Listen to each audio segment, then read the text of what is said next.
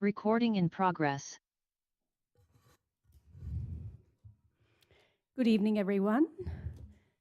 It is 5:46 p.m. and I call to order the special closed session. It is being conducted here at 1333 Park Avenue, Emeryville, at the Emeryville City Hall. Roll call, please.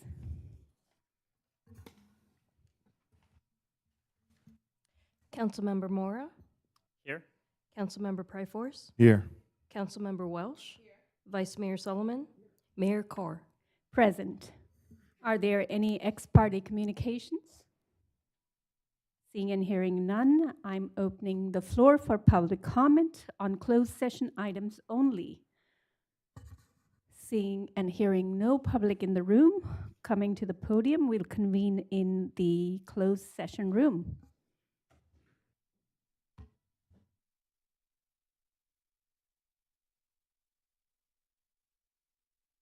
Recording stopped.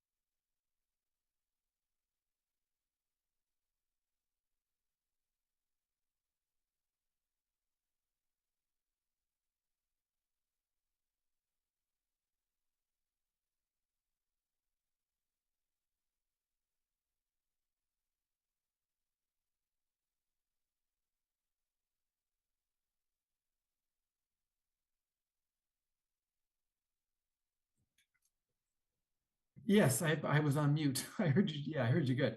I'm gonna try to turn some other. I mean, it got weird lighting. I'm in a hotel room. I'm gonna flick some other lights on and see if I can make it not look as weird.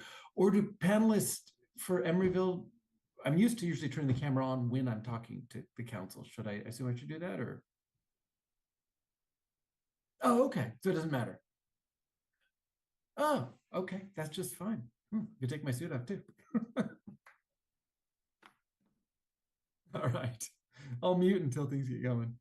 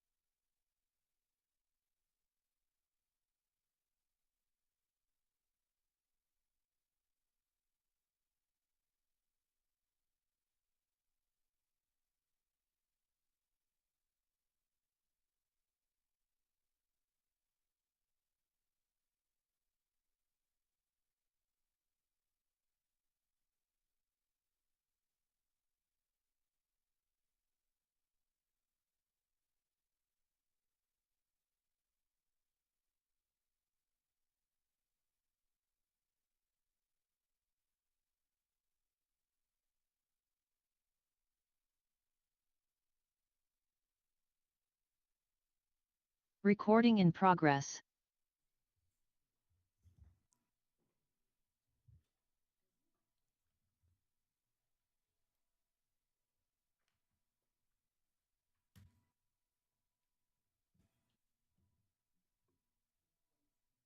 Right. It is now 6:33 p.m. We are back in the chambers. Anything to report out? Thank you, City Mayor Attorney? Carr. Yes, thank you, Mayor Carr. On a motion by Councilmember Mora, which was seconded by Councilmember Welch, the council approved settling the claim of Cheryl Brooks, which is item 5.2.1 on the agenda, in the amount of $140 for property damage by a vote of 5-0. Thank you. Thank you, City Attorney. We are now adjourned from the closed session at 6:34 p.m. We are now at, it is now 6:34 p.m. We are at a study session. Please call roll. Councilmember Mora, Here. Councilmember Pryforce, Here. Councilmember Welsh. Here. Vice Mayor Solomon, Here. Mayor Carr. Present. And we are at the study session. The city manager will introduce the study session, which is the revenue measures update study session. Thank you so much, Madam Mayor. LaTanya Bello, City Manager. The purpose of the study session this evening is for staff to provide council with an update on the feasibility of placing one or more revenue measures on the ballot in November. Staff, which will be our finance director, will provide a short presentation summarizing the direction from last November, highlight the key findings from the feasibility survey, and provide recommendations on a possible ballot measure. The impetus behind the revenue measure is to help address the structural deficit within the general fund. This item is a continuation of the discussion and preliminary direction provided by council last November. Since that time, we have engaged consultants, the Lou Edwards Group and Godby Research, and assembled a multi-departmental team to keep the momentum on this strategic plan initiative. We do have with us today, our subject matter experts are in attendance, and they are available to answer questions from the mayor and council. We have Catherine Liu and Ivan Garcia from the Lou Edwards Group, and they are here with us in the council chambers. The Lou Edwards Group is an Alameda County-based firm, and it is a nationally recognized BIPOC-founded firm that has worked with the city of Emeryville previously on our UUT modernization, the card room, the Center for the Community Life, and charter RPPTT measures, in addition to representing Emory Unified on 2/3 requirement parcel tax measures. Participating with us today by Zoom is Brian Godby, our polling professional. Brian is also a nationally recognized award-winning founder of Godby Research with 36 years of experience. So with that, I will turn it over now to our finance director, Sharon Friedrichsen, to kick us off with the presentation.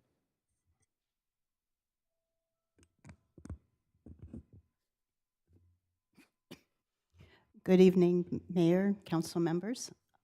As noted by our city manager in her introductory comments, the purpose of the study session is to receive an update on potential revenue measures based upon surveying data on the feasibility of measures.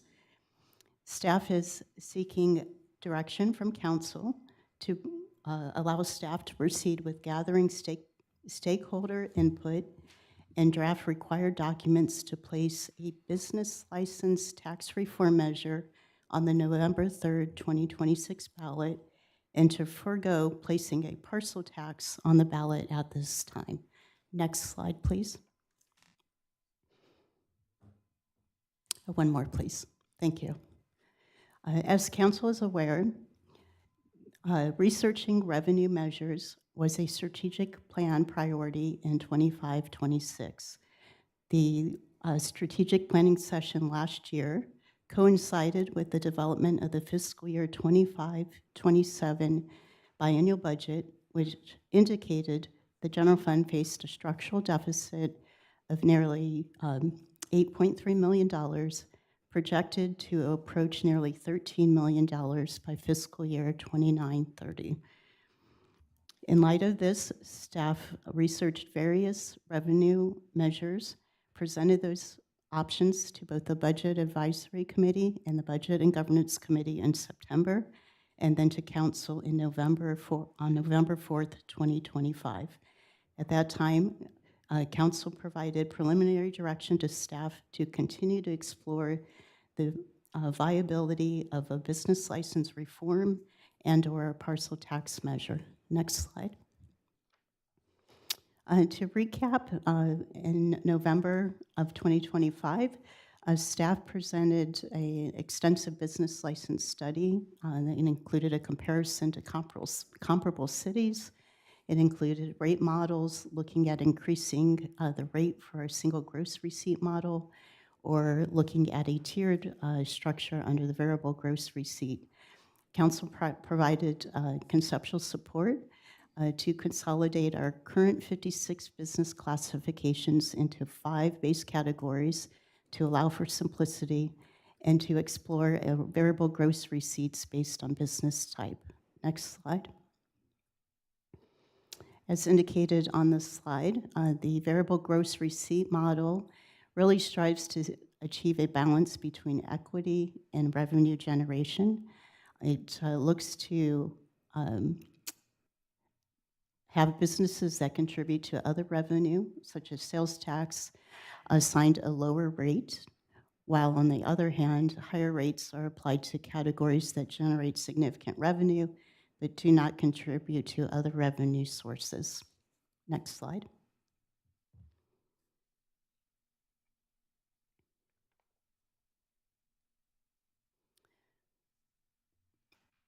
And again, unlike our current model where every business pays the same percentage based on gross receipts, this model looks at a tier structure based on business type. You can see that under this model, general retail, for example, which contributes to our sales tax, would actually pay less under option B, than that category currently does under our current structure. Also important to note that once implemented, this rate model could achieve increased revenues of up to $13.3 million in out years. And you'll note that number, $13.3 million, will be shown as part of our surveying results shortly. Next slide, please. We also looked at the parcel tax, and again, a parcel tax is a non-value-based tax levied on a parcel of property based on the recommendations from Council. In November, we pursued looking at a residential parcel with a maximum of $100 and square footage for commercial properties levied at 37 cents a square foot to generate $5 million. Next slide, please. So as part of our effort, as noted in the introductory remarks, Godby Research conducted a survey of local voters to assess the potential voter support for revenue measures. Respondents were contacted through various mediums and asked to participate in a 22-minute survey. The survey was conducted from the time frame of March 30th to April 8th, 2026. 306 surveys were completed out of a likely possible voting base of 4,337, making the sample statistically valid. The margin of error was plus or minus 5.4%. Next slide. So before we started to ask respondents about the likelihood of supporting a potential ballot measure, we first wanted to understand the likely voters' opinion of city services. So a question was asked regarding the opinion respondents have for the job the city is doing to provide city services. As you'll note in the chart, 27.4% had a very favorable opinion, and 53.6% had a somewhat favorable opinion, for a total of 81% of likely voters having a very or somewhat favorable opinion of the job the city is doing to provide city services. Next slide. Next, staff, working with our consultants, worked diligently and thoughtfully to craft a 75-word potential ballot question, as noted on the slide. Respondents were asked the question: to protect City of Emeryville services, ensure smaller businesses pay less than larger businesses, shall the measure be adopted to maintain 911 emergency response, repair potholes, maintain streets, improve traffic circulation, support housing, public arts programs, maintain senior youth services, general government use by updating, simplifying Emeryville's 42-year-old business license rates up to 0.4% of gross receipts described in the ordinance until ended by voters, providing $13,400,000 annually, requiring independent oversight. Next slide. Survey findings revealed that there was 76.4% support for the business license reform measure. You can note in the chart to the, well, to me to the right, in the purple shading, 26.7% definitely yes, and 49.7% probably yes. Again, this is well over the required simple majority, or 51%, even with a margin of error of plus or minus 5.4%. Next slide. The parcel tax measure question was revised slightly to reflect the requirements of a special tax. However, the key service areas remain the same, and the funding mechanism changed to ask respondents about levying 37 cents per parcel, 37 cents per commercial building square feet, and $98 per residential parcel, again in line with the previous direction to keep the cap at a maximum of $100. We also included the language about a senior exemption, which was consistent with direction from council. Next slide.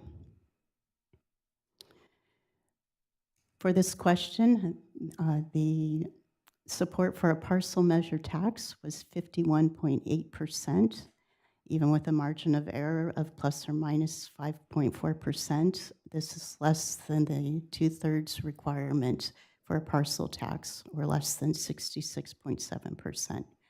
Next slide. The survey further asked respondents about parcel tax measure alternatives, reducing the residential rate. On the first slide, the rate was decreased from $98 to $78, and this resulted in an incremental increase in support to 53.4%. The next alternative decreased the parcel tax to $58, even with a margin of error of plus or minus 5.4%, which would then be a range of 52.5% to 63.3%.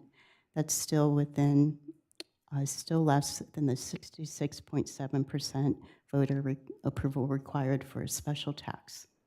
Next slide, please. Based on the survey results, staff recommends that council authorize staff to proceed with a business license tax reform measure for the general election on November 3rd, 2026. The survey indicates support well over the majority required. It would increase revenue in the out years while reforming the tax structure for equity, and it would modernize our existing business license tax ordinance, which was first implemented in 1984.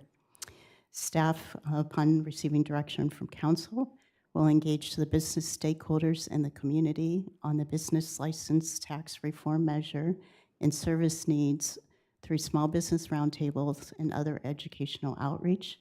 Staff would then return in July with the ballot measure language and other documents required to place the measure on the ballot and sent to the Alameda County in early August in order for the measure to be placed on the ballot in November. Staff is recommending that council forego placing a parcel tax on the ballot at this time, given that the alternatives all generated less than 66.7% approval. Next slide. With that concludes my presentation. Staff and our consultant team are available to answer any questions, and we look forward to the discussion and direction. Thank you. Thank you, Sharon, for the presentation. Councilmember Mora, you had a question? Thank you, Mayor. Thank you, Sharon, for the presentation. It's very informative to see how the public feels about the measures that we've been discussing these last few months. Considering that the reason we came up with these two measures is we had determined that we would need these two measures to bridge the current structural deficit that we're facing. It seems like the sensible path forward of moving forward with just the measure that has the support, the business license tax reform. Where would that put us in a financial shape, even assuming the best case scenario that does pass? How bad would the remaining deficit be?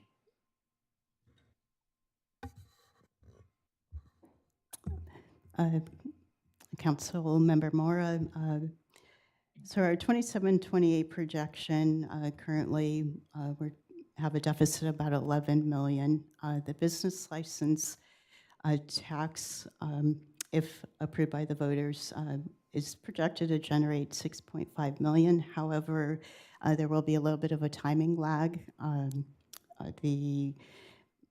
Currently, our business license would be due January 1st, 2027. And so how we structure and how we phase in the potential new rates needs to be determined. So we likely would not see a large portion of that revenue right away. Maybe partially some for 27-28, assuming by 28-29 our deficit is 12 million. The 6 million roughly in increased business license would decrease that deficit by half.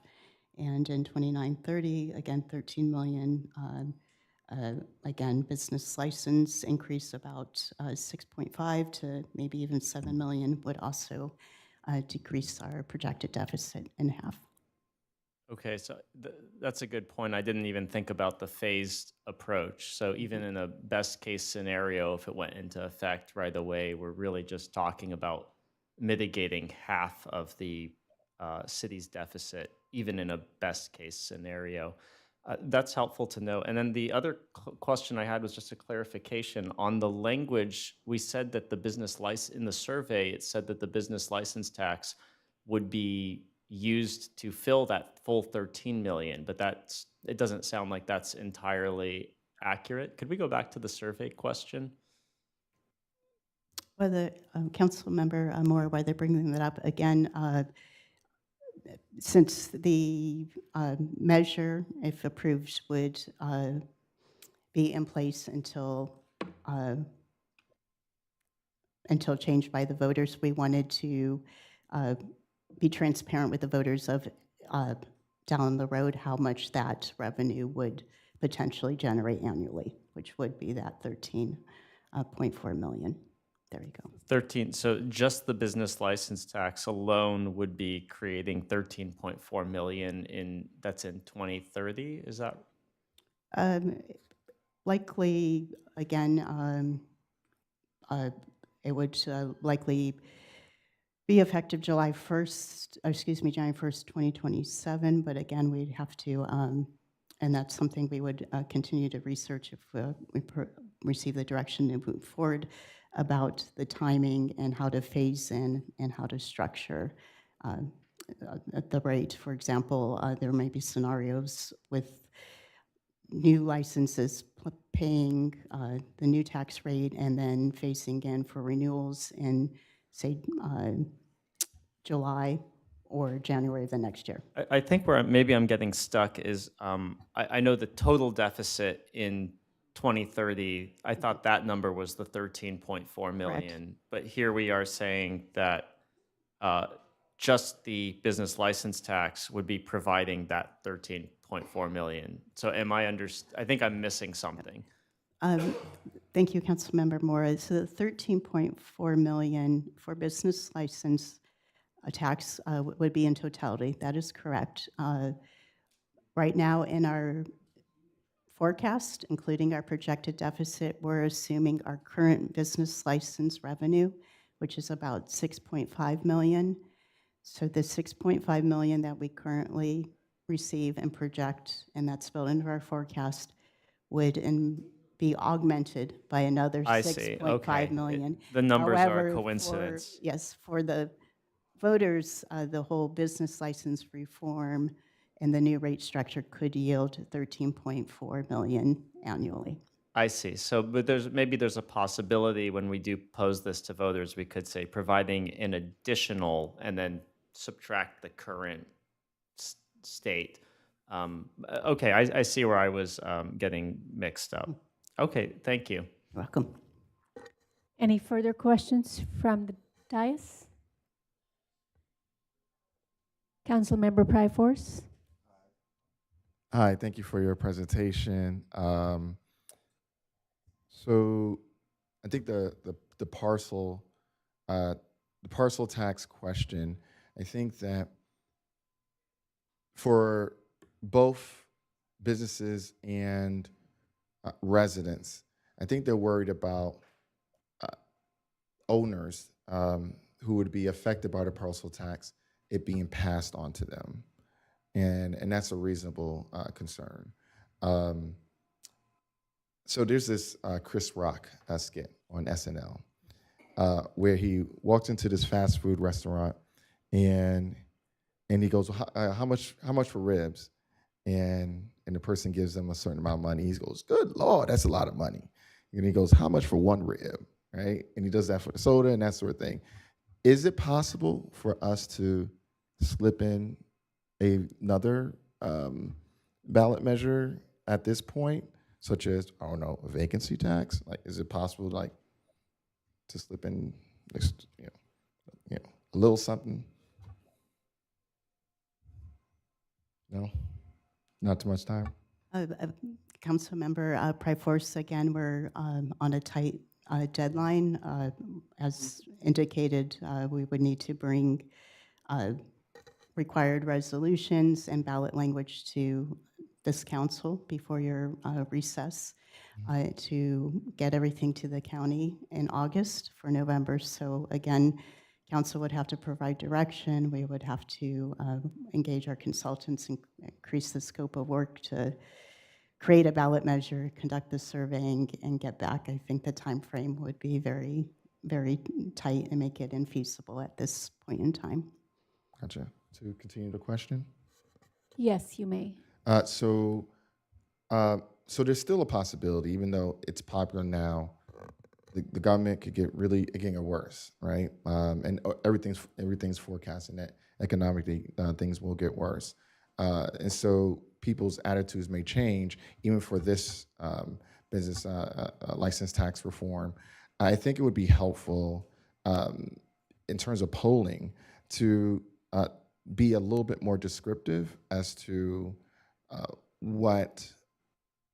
how this would support. So, for example, if I'm a voter and at least it's slide 10, there's like two of the same slides, but if I'm a voter and I see, I think, of other government use, like that would raise a flag for me, especially if things get like really bad.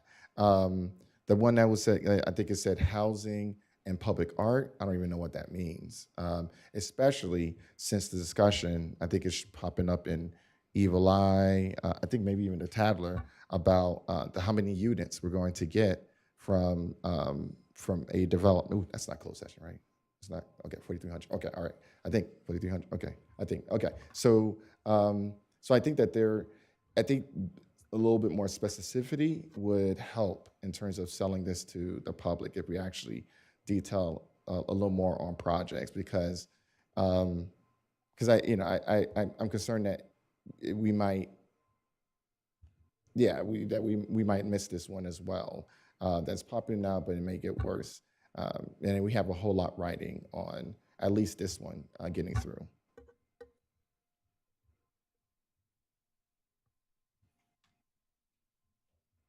All right, okay. Is So there a the question is- or? So the question is it possible that we can provide much more detail as to these projects? Maybe even tie them to the strategic plan. If it's okay, Mayor, I'll let the consultant, Catherine Liu, speak to that. Please step to the podium, Catherine. Mayor and Council, good evening. Good evening. In response to the council members' questions, first, we're very fortunate that there, to my knowledge, are no former English teachers in the chamber. Unfortunately, we are very constrained and limited in the ballot question itself.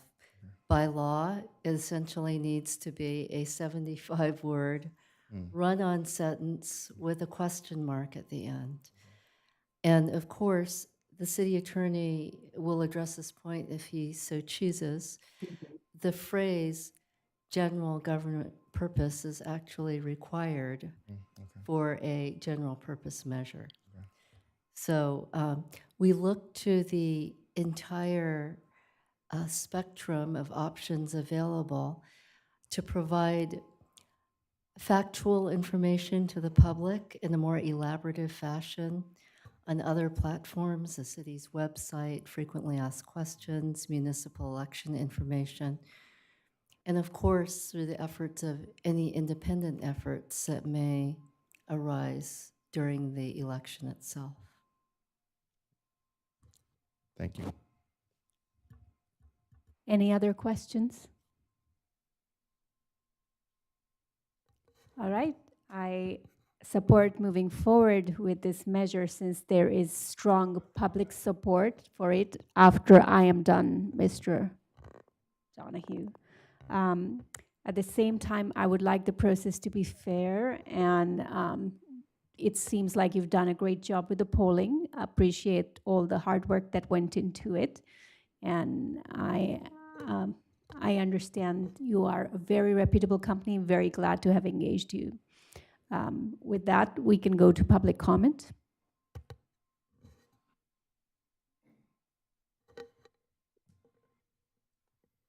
Okay, the mayor just spoke before public comment that she's very happy about this and wants to see this move forward. Thereby, you're telling the people of Emeryville that you're of a mind to see this move forward before the public comments, and that's inappropriate. You're supposed to be listening to us, and we're supposed to be able to theoretically have an effect on your opinion, but you just told us you already made up your mind. So that's inappropriate. You need to listen to us, and we might have some ideas that the council might want to hear and adopt, and by telling us you've already made up your mind, it makes the public comment period just, sort of a joke. So why are we in this, why do we need revenue so bad in Emeryville? It's because the $15 million budget deficit, the biggest in our history. And who's to blame for that? Well, it's the former Mayor Bowders, who sat on the Budget and Finance Committee for 8 years, and Councilwoman Courtney Welch, who, by the way, is not looking at me right now, not actively listening to me like the ethics code of ethics requires her to do. She's not doing it right now. So it's because the lack of leadership among those two leaders didn't warn us that this deficit was coming. Okay, so that's, there should be some accountability there. So now it's an emergency, we've got to raise revenue. The flat tax is, to that I say, finally, because as it's been since '84, my small business pays a much higher rate than, for instance, Pixar. They pay a much lower rate than the small businesses in Emeryville, and all the other large corporations pay a much smaller rate. And I've appealed to this council for over a decade. Do something about this. Help small businesses. And you guys have refused. Now it's the $15 million deficit that drives you to it. It should have been your moral like lodestar, or your sense of fair play should have driven you to this. Okay. Any discussion on this item? Or any motion? Is there discussion? Vice Mayor? Sure, and I'm happy to make a motion as well. Do you need a motion on this, or this was just for our information? Yes, we do need a motion. We need direction to go forward, Mayor. Okay, well, in that case, we will do that. Okay. I just want to say thank you, Sharon, for the presentation, and for our consultant teams who assisted. Really useful information to help us make the decision. And I can't say I'm shocked by the polling numbers, but it's useful to have that information as opposed to just my finger in the wind. And I think I agree with the staff's conclusion that the business license tax reform effort seems like the best approach at this point. I think to Member Mora's point, won't fully cover our deficit, but I think it will go a long way and make it much more manageable. And hopefully, our efforts to bring in more businesses will support that. And I appreciate the focus. The modernization term can feel a little bit Orwellian, and we are raising taxes overall. But I think for many businesses, especially those that are very customer facing and bring a lot of value in sales taxes and also just culture to our city, their overall share will go down and their actual rates may go down. So I think that seems to me like good policy design. So I'm comfortable with moving forward with staff's recommendation on the business license tax measure. But I'll make that motion, but happy to, or we'll make that motion whenever we're ready for that. All right, I'm going to consider that being a motion, and if there is any further discussion, I can recognize that. Member Pryforce, do you have any discussions, comments? Yes, so I think it would be a good idea, since we have a limit as to ballot, what we can mention when it comes to the ballot. I think it would be a good idea if we updated a website to give voters a little bit more in-depth, because I think that is going to still be a concern. Very similar to when you hit the polls and some voters don't know anything about politics or anything going on. They hit the poll, then they go, okay, who are these people? And then they check their phone, right? And then the same thing when it comes to these ballot initiatives, these ballot measures, they'll check their phone, right? And then there's something that they can see, and they go, okay, what does other governmental use mean? What does this mean? What does that mean? I think that would be helpful and for us to explore. So that's all I have to say. Hello, Mayor Carr. If I could just make a brief statement. I just want to remind the council that there is a limitation on the use of city resources for advocating for ballot measures. So once a ballot measure is placed on the ballot, no city resources can be used to advocate on behalf of that ballot measure. However, individual council members are free to use their personal time and resources to advocate on behalf of the ballot measure. Thank you so much for that clarification, Mr. City Attorney. Any further discussion on this item? If there is no further discussion on this item, I will consider Vice Mayor's motion, and I invite a second to that motion. Thank you, Councilmember Welch. A motion made by the Vice Mayor, second by Councilmember Welch. Please take roll. Councilmember Mora, Aye. Councilmember Pryforce. Aye. Councilmember Welsh, Aye. Vice Mayor Solomon, Aye. Mayor Carr. Aye. Motion passes. Thank you for that. I'm going to adjourn this study session at 7:07 p.m. Thank you so much for being here, Lou and Edwards Group. Appreciate your presence. Next, I will call to order the regular meeting of the City Council of Emeryville at 7:08 p.m. The meeting is being held at the City Hall. And all members present for the study session are present for the, or one of them has left the dais, so please take roll. Councilmember Mora, Here. Councilmember Pryforce, Here. Councilmember Welsh, Here. Vice Mayor Solomon, Here. Mayor Carr. Present. Next, I invite the approval of the final agenda. A motion to approve the final agenda, please. Motion to approve the final agenda. Second. Motion made by Councilmember Welch, seconded by the Vice Mayor. Please call roll. Councilmember Mora, Aye. Councilmember Pryforce is absent. Councilmember Welsh, Aye. Vice Mayor Solomon, Aye. Mayor Carr. Aye. Motion passes. Thank you. Next, we have the special orders of the day. Today, we have 3 proclamations, and members are present to receive the proclamations. The first proclamation is going to be read by my honorable colleague, Courtney Welsh. Proclamation for the City Council of the City of Emeryville recognizing May 2026 as Older Americans Month. We are all getting old, so this is for everyone, unless someone's getting younger.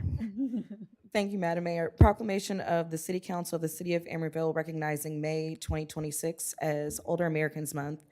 Whereas within the City of Emeryville reside many older Americans who enrich and strengthen their community through their wisdom, experience, service, leadership, and continued civic participation.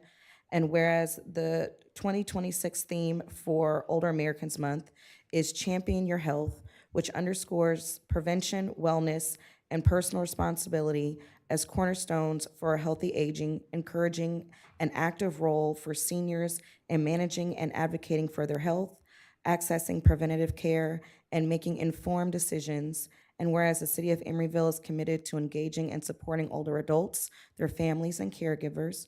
And whereas the City of Emeryville recognizes the importance of facilitating aging in place by supporting safe, accessible, connected, and inclusive neighborhoods where older adults can remain active, independent, and engaged in community life. And whereas accessible transportation, safe streets, walkable neighborhoods, housing stability, and inclusive public spaces are important to ensuring that older adults can continue to participate fully in the life of our city. And whereas the City of Emeryville also recognizes the essential contributions of family caregivers, professional caregivers, service providers, volunteers, and community partners who help older adults maintain health, dignity, independence, and connection. And whereas the City of Emeryville can enrich the lives of individuals of every age by promoting home and community-based services that support independent living and involving older adults in community planning events and other activities, and providing opportunities for older adults to work, volunteer, learn, lead, and mentor, and encouraging social connection, recreation, lifelong learning, civic participation, and intergenerational engagement. And whereas we acknowledge the importance of taking part in activities that promote physical, mental, and emotional well-being, no matter your age, now therefore be resolved by the City Council of the City of Emeryville that May 2026 is hereby recognized as Older Americans Month, and every resident is urged to take time during this month to recognize older adults and the people who serve them as vital parts of our community, proclaimed by the Mayor of the City Council of the City of Emeryville at a regular meeting held Tuesday, May 19th, 2026. Thank you, Councilmember Welch. And I believe we have Beth Rosales here to receive that proclamation. But before we call you to the podium, Beth, I'm going to read another proclamation that you're here to receive. Oh. So this is the proclamation of the City Council of the City of Emeryville recognizing May 2026 as Asian American and Pacific Islander Heritage Month. Whereas May is recognized across the United States as Asian American, Native Hawaiian, and Pacific Islander Heritage Month, a time to honor the contributions, histories, cultures, and lived experiences of Asian Americans, Native Hawaiians, and Pacific Islanders in the United States. And whereas Asian Americans, Native Hawaiians, and Pacific Islanders represent a vast and diverse community with roots across East Asia, Southeast Asia, South Asia, Central Asia, the Pacific Islands, and the Native Hawaiian communities, encompassing many languages, faith, traditions, migration stories, and cultural identities. And whereas Asian Americans, Native Hawaiians, and Pacific Islanders have enriched the cultural fabric of our nation with their diverse histories, traditions, and values while making significant contributions in all areas of American society, including business, government education, labor, arts, sciences, public service, and community leadership. And whereas the history of Asian Americans, Native Hawaiians, and Pacific Islanders in the United States dates back centuries and includes vital contributions to agriculture, railroads, military service, civil rights, medicine, technology, small businesses, public service, and the arts, including here in California and the Bay Area. And whereas this history also includes painful chapters of exclusion, discrimination, forced displacement, labor exploitation, immigration restrictions, internment, racial violence, and other injustices. And recognizing these histories is essential to advancing justice, equity, justice, and belonging.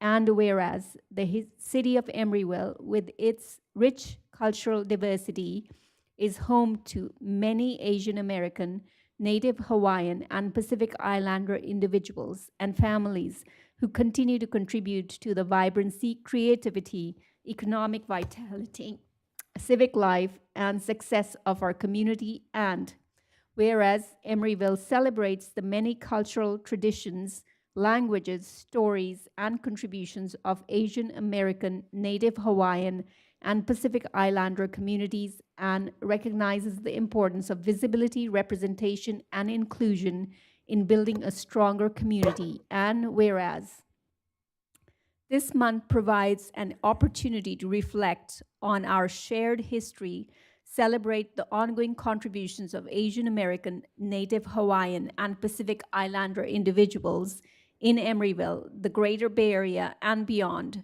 and reaffirm our commitment to being an inclusive, welcoming, and equitable city for all residents, regardless of race, ethnicity, national origin, religion, language, or background. And now, therefore, be it resolved that the City Council of the City of Emeryville hereby recognizes the month of May 2026 as Asian American, Native Hawaiian, and Pacific Islander Heritage Month in Emeryville, and calls upon all residents to celebrate and learn more about the rich history, cultures, and contributions of Asian Americans, Native Hawaiians, and Pacific Islanders in the United States. And be it further resolved that the City Council encourages all residents of Emeryville to participate in the community events and activities that highlight Asian American, Native Hawaiian, and Pacific Islander heritage, foster cross-cultural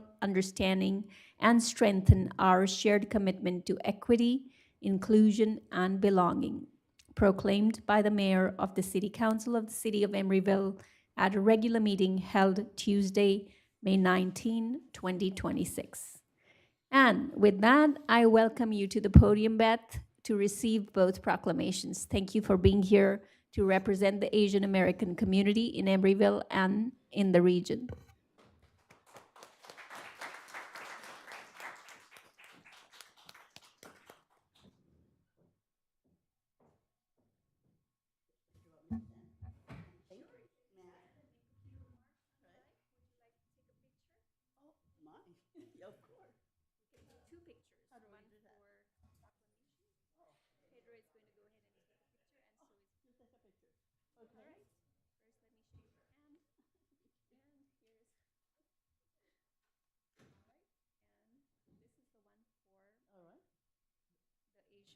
The older American.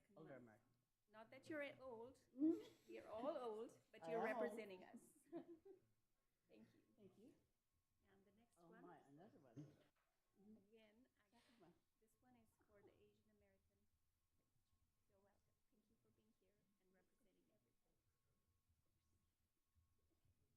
Please, you're welcome to make a few All remarks. My, I'm Beth Rosales, and yes, I am old, and I am on AAPI, NH, whatever, letters. I fit all of the categories, having grown up here in Monterey, also in Hawaii, and being Asian American and Pacific Islander, being from the Philippines, and so I fit in all of the letters. But on behalf of there are about 1,600 seniors here in Emeryville. The 2020 census says that we are about 11.7% of the population. So with about 13,900, we're at about 1,600. So that's a big block of voters, if I may say so, but also really participating at the senior center. And this is a surprise for her. I'd like for our intergenerational new supervisor at the senior center, Hazel Berry, to come. And you want a picture? You finish what you're doing and then we can get a picture. So Hazel Berry, as you know, is a new supervisor at the senior center, and she is just impressive. We now have activities after 4. She opened the center on Saturdays. My goodness. And so we have a walking team, we have a social team, we have mahjong. So she's been a real contributor in the very, very short time that she's been here. She's been with us for about a quarter, and she's gotten us going. So thank you. Okay, thank you. Yeah. Mhm. Thank you. You can turn off the mic now. Thank you so much. Thank you. Any comments from the dais? Okay, seeing none, go ahead and have the Vice Mayor read the proclamation of the City Council of the City of Emeryville recognizing May 17 to May 23, 2026 as National Public Works Week. Thank you, Madam Mayor. Whereas public works professionals focus on infrastructure, facilities, and services that are of vital importance to sustainable and resilient communities and to public health, safety, high quality of life, and the well-being of the people of the City of Emeryville. And whereas public works professionals play a critical role in advancing climate resilience, sustainability, environmental stewardship, emergency preparedness, and the long-term safety and reliability of public infrastructure for current and future generations. And whereas the infrastructure, facilities, and services of the City of Emeryville cannot be provided without the dedicated efforts of public works professionals, including engineers, planners, managers, maintenance crews, technicians, operators, and employees at all levels of government and the private sector, who are responsible for rebuilding, improving, maintaining, and protecting transportation systems, water and storm drainage infrastructure, public buildings, parks, streets, sidewalks, and other structures and facilities essential to our community. And whereas public works employees provide essential services every day, often behind the scenes, including maintaining streets, sidewalks, parks, storm drainage systems, public buildings, traffic safety infrastructure, shoreline protection, and other critical public facilities that residents, businesses, and visitors rely upon. And whereas the work of public works professionals supports safe streets, pedestrian and bicycle access, accessibility, mobility, clean and attractive public spaces, and the overall quality of life within the City of Emeryville. And whereas the City of Emeryville recognizes and appreciates the dedication, professionalism, innovation, and public service commitment demonstrated by public works employees who respond to community needs throughout the year and during emergencies, severe weather events, and other unforeseen challenges. And whereas it is in the public interest of the citizens, civic leaders, and youth of the City of Emeryville to gain knowledge of and maintain an ongoing interest and understanding of the importance of public works and public works programs in their respective communities. And whereas the year 2026 marks the 66th annual National Public Works Week sponsored by the American Public Works Association, now therefore be it resolved that the City Council of the City of Emeryville recognizes the week of May 17th to 23rd, 2026 as National Public Works Week and urges all residents to join with representatives of the American Public Works Association and government agencies in activities, events, and ceremonies designed to pay tribute to our public works professionals, engineers, managers, maintenance crews, and employees, and to recognize the substantial contributions they make to protecting public health and safety, supporting sustainability and resilience, and advancing quality of life for all. Proclaimed by the Mayor of the City of Mayor of the City Council of the City of Emeryville at a regular meeting held Tuesday, May 19th, 2026.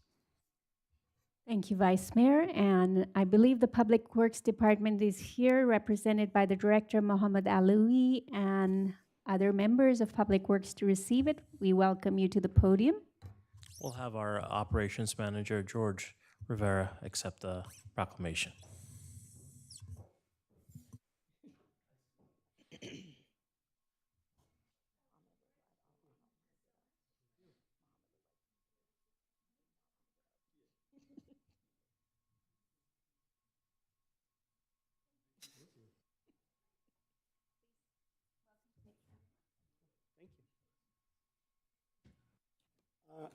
I've been with the team here a little under 3 months and consider myself very lucky to come work for the city of Emeryville, led by professionals like Mohammed, our Public Works Director. He's empowered us to do so many different things here for the city and the residents. And so we look forward to continuing to serve the public, because that's our job. And we look forward to responding as quick as we can to see-click-fix tickets as they come in, and just making city of Emeryville the real gem of the Bay Area. So we're committed to that, and so is our team. And so thank you. Thank you for recognizing the Public Works team and our engineers and everyone that's part of this team that makes it so great. Thank you very much.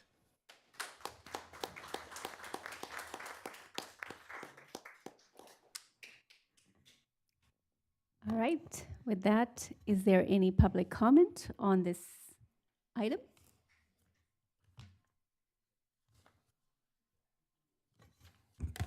Well, we just heard a lot of government propaganda, and now comes the truth. Okay, is the Public Works Department very good in Emeryville? Well, if you watch what they do rather than listen to what they say, you'd have to come to the conclusion, no. My neighbor just sent me a letter, and he wants me to post in the Emeryville Tattler as a letter to the Tattler. And it's about the horrible job the Public Works Department is doing with sweeping our streets. So the city contracts out street sweeping to a private company, and the private company, surprise, surprise, has a profit motive. And they know if they cut corners, they increase their profits, and that's what the street sweeping company has been doing. So my neighbor has been battling this for months, and now he's at wit's end, and he wrote the Tattler a letter. And I myself tried to talk to the city about this, and the city public works director is completely unresponsive. He will not speak to my neighbor, any of my neighbors who want to speak to me. And so it's just, I can't sit here in good faith and listen to this fuselage of propaganda about how great the Public Works Department is. I have to have the truth be spoken here. My neighbor would want me to say this in front of the five of you, that if you can't even get the street sweeping right, and then is it too much to ask for accountability and transparency? It looks like it is at the Public Works Department. Thank you. Right. We'll move on to the next item, which is the council member special announcements reports on meeting attendance. Council members, any special announcements or reports? Council member Pryforce. Thank you, Mayor. So I had an opportunity to speak on behalf of Nate Adams, who's running in Oakland District 2. So good luck, Nate. And I also had the opportunity to speak, it's that time of the year, speak at the Peace and Freedom Party event in Oakland, where I greeted Claudia De La Cruz, who's running for president, and of course Ramsey Robinson, who's running for governor. So good luck to them both. But a couple of things came out of sort of preparing to speak at those events. One is that that BART is not a private organization, and so I got that wrong. It is a public organization. Two is that I should have addressed Victor Torres as Director Torres, so I apologize for that. And then three, that the city of Emeryville is not the sixth most expensive city in the state of California. It's the sixth most expensive city in the Bay Area. So I apologize around that. I mean, we're still like more expensive than Piedmont when it comes to our rent. That hasn't changed. I'm correct about that, but I just wanted to make those clarifications, and I just want to share. Thank you. Any other members? Okay, seeing none, city manager's report. Good evening, Madam Mayor. There is no city manager's report this evening. Thank you. Next is ex parte communications. Are there any today to report? Seeing and hearing none, we are going to public comment for consent agenda and items not on agenda.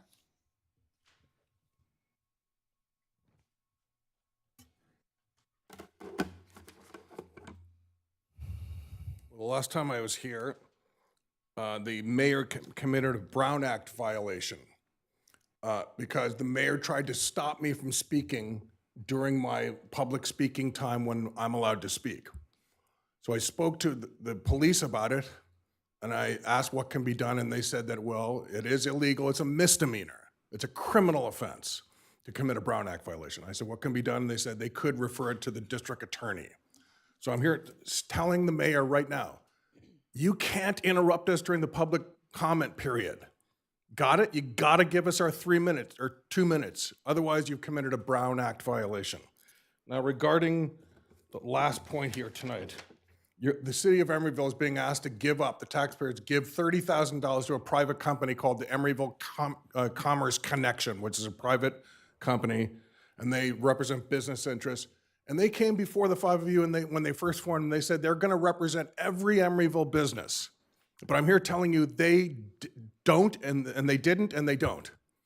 I have a small business in Emeryville. I've tried to join the Emeryville Commerce Connection. I sent them a check for $50, which is what the membership is, and they returned my check and they said they're not gonna let me and my business join.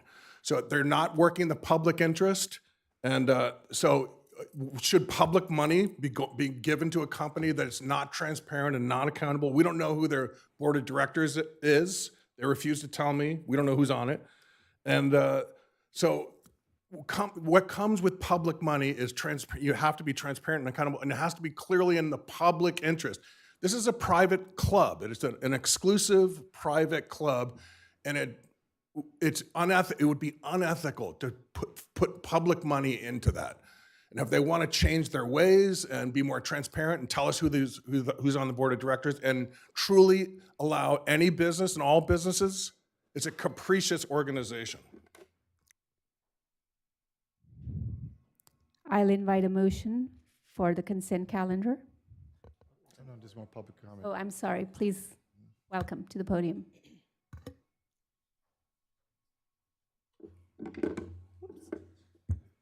Hi, my name is Krista Williams. I'm speaking on behalf of Emeryville Commerce Connection. I have served as the board chair since 2024. We are in the process of planning and executing our first ever Emeryville Restaurant Week, like you find in all major cities in the Bay Area, like San Francisco, Oakland, Alameda, Berkeley, and beyond. Most of these cities have the support of their local Visit California affiliate. Being so small, Emeryville does not have a Visit California extension, so we appreciate and look forward to the support of the city of Emeryville as we prepare to launch this inaugural 10-day event. Thanks to the recent development and new merchandising of Bay Street Emeryville and the addition of Tokyo Central Specialty Market, as well as the expansion of biomed and life science business and the soon-to-break ground Sutter Health, Emeryville is more in the news than ever. Between restaurants at Bay Street, Public Market, and well-established restaurants like Townhouse, Honor Bar, and more, Emeryville restaurants offer a trip around the world in just 1.2 square miles. with all of the excitement from the Bay Area hosting exciting events like Super Bowl and World Cup, now is the time to seize on the new eyes that are on Emeryville and support all of our restaurants and eateries, big and small, many of whom are still recovering from the pandemic. We have a team of excited volunteers ready to launch this inaugural event in October, strategically timed to fall in concert with Emeryville's celebration of the arts. And we can't wait to celebrate the art of cuisine. Thank you. Thank you for the comment. Any further comments?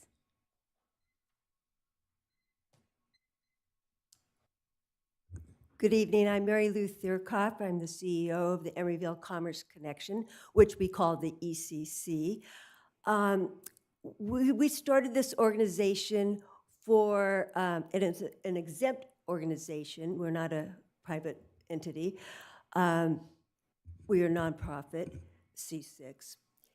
And we started this because the business community wanted to have an organization, a way to network with people, other businesses, learn about the businesses in Emeryville. And we launched in, March of 2024. We have a great board of directors. We announce them every year at our annual meeting at Flores when we celebrate our anniversary. Now, in the course of going out and trying to get people to become members of the organization, that's the only way we bring in any money is through memberships.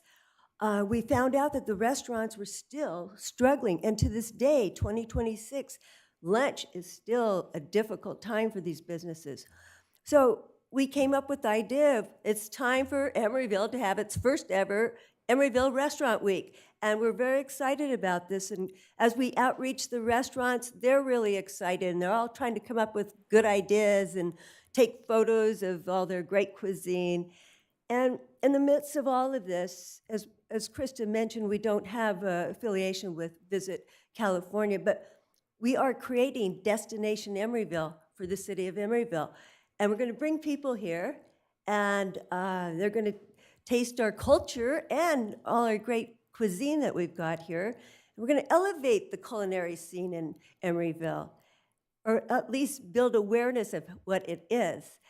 So I'm here tonight to just hope that you support our economic development initiative. Thank you. Thank you. Any further public comments? Welcome. Hi, council members. My name is Connie Zhang, and I want to thank the Public Safety Committee and Emeryville Police Department for their proactive efforts addressing mail theft prevention and exploring agenda recommendations to council. Over the past 14 months, it appears that over 20 residential complexes in Emeryville have experienced cluster mailbox break-ins, according to my analysis of published police reports. These break-ins are reflective of a widespread national problem. In fact, the House Oversight Committee called a congressional hearing on this issue last year. Nationwide, robberies of mail carriers have skyrocketed over 800%, often for their master postal keys, which can unlock entire neighborhoods of cluster mailboxes on a postal route. Because Emeryville shares overlapping postal operations with Oakland, a single compromised key can compromise both cities. In Oakland, it's been widely reported that mail carriers have been targeted and robbed for their keys. While Emeryville enjoys a relatively low violent crime rate, our adjacent proximity to mail carrier robberies and high concentration of residential complexes creates disproportionate risk for mail theft. One solution I'd like to propose for the council's action is around electronic postal locks, and this is potentially time sensitive. In 2023, the two agencies, USPS and US Postal Inspection Service, publicly announced a joint initiative to fight postal crime by replacing the outdated master locks with 49,000 electronic locks. Deployment is ongoing, deployment supply is limited, and deployment locations are decided on by the postal agencies based on what they prioritize as high-risk locations. I'd like to propose that City Council initiate efforts, whether it's through a letter of support or through actions to engage the office of Congresswoman Simon, to formally urge the two agencies to prioritize deployments to both Emeryville and Oakland. Public material suggests that some cities like Sacramento and San Francisco have already received select deployments, I imagine likely alongside urgent and public early advocacy from their leaders. Thank you. Thank you for your comment. Any further public comments? Okay, seeing and hearing none, I invite a motion for the consent calendar. I'll move approval. Any Second. seconds? Thank you.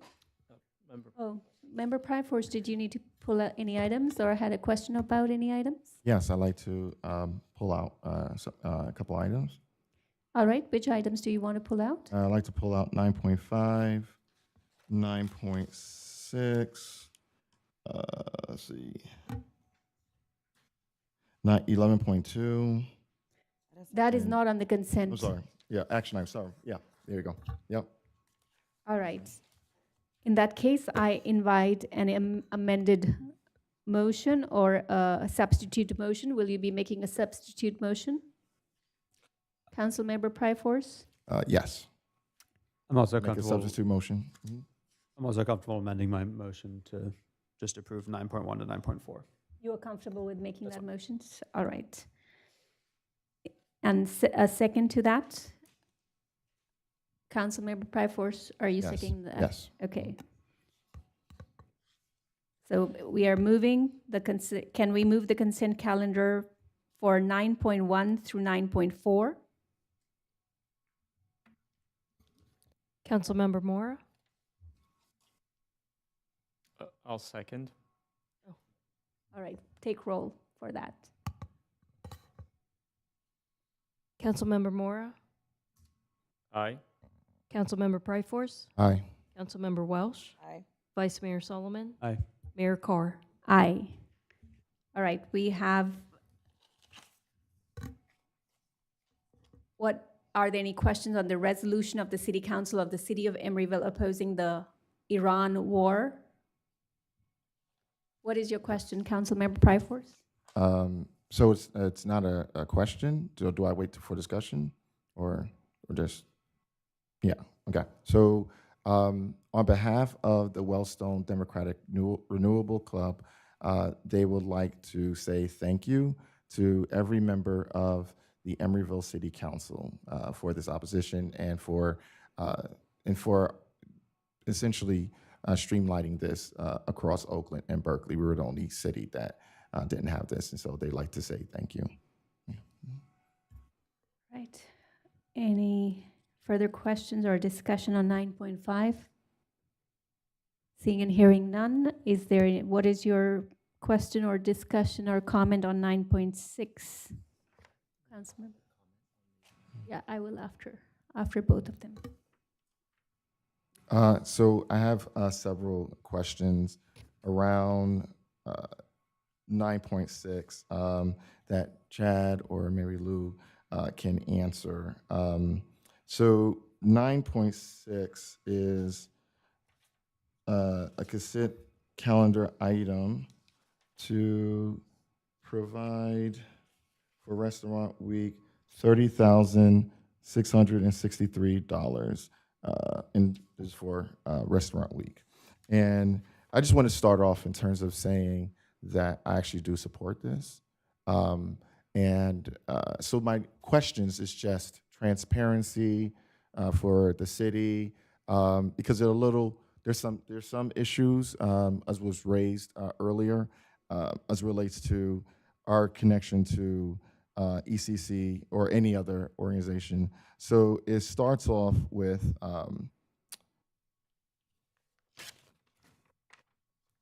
what is the difference between a 501c3 and a 501c6? If you can help clarify that for I can make an public. attempt, if I may, Mayor. Chad Smalley, Community Development Director. A 501c3 is a public benefit nonprofit corporation. 501c6 is a membership nonprofit organization. Is commonly used for chambers of commerce and other similar types of member-based organizations. They're both nonprofits organized under those respective chapters of the IRS code. Gotcha, thank you. I just wanted that to be clarified. Since it is a nonprofit, will there be annual statements, tax filings, or public reports from ECC that would be shared with the city if we do not currently have them?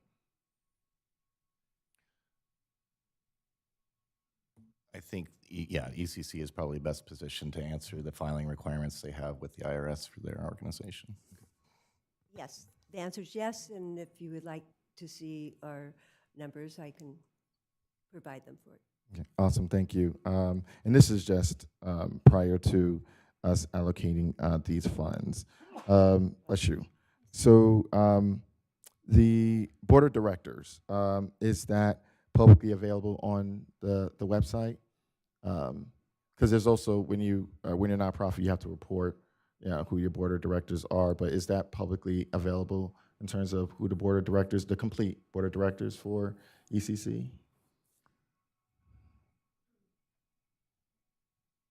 We're just going to load our new board of directors up to the website, but I can provide it to you through email, if that would be all right for right now.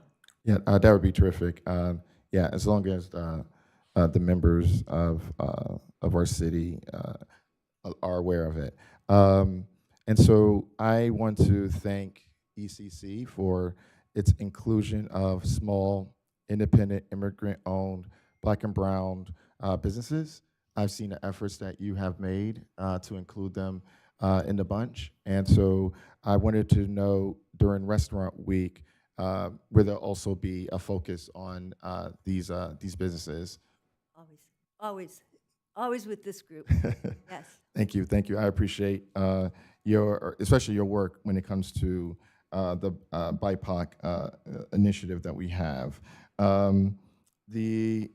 So it gets me to the whole issue that has come up before me, which is our fiduciary relationship to not just ECC, but to several organizations of similar type, which are organizations that have either spun from the city or they just have a relationship with the city. And so it's interesting that this is happening on May 19th, 2026, because 2 years ago, on the exact same day, May 19th, 2024, there was a discussion around our relationship with ECC that I just want to clarify, because I made comments around that. And I mean, if I were good at technology and I could just like go back and take out the transcript and organize and format it, yeah, I mean, I'd be a pretty cool council member. So I said I have concerns about that, which is about ECC.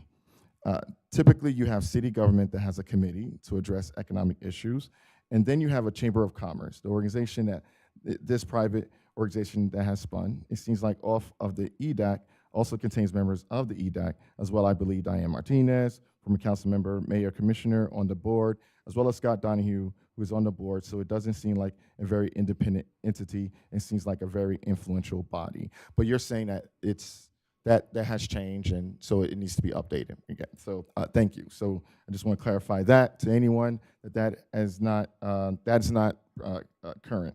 And so I also said, for something that belongs to the committee that has sort of grown out of our committee, for us to spin that off to that organization doesn't seem right. It seems like there's some conflict of interest stuff happening here.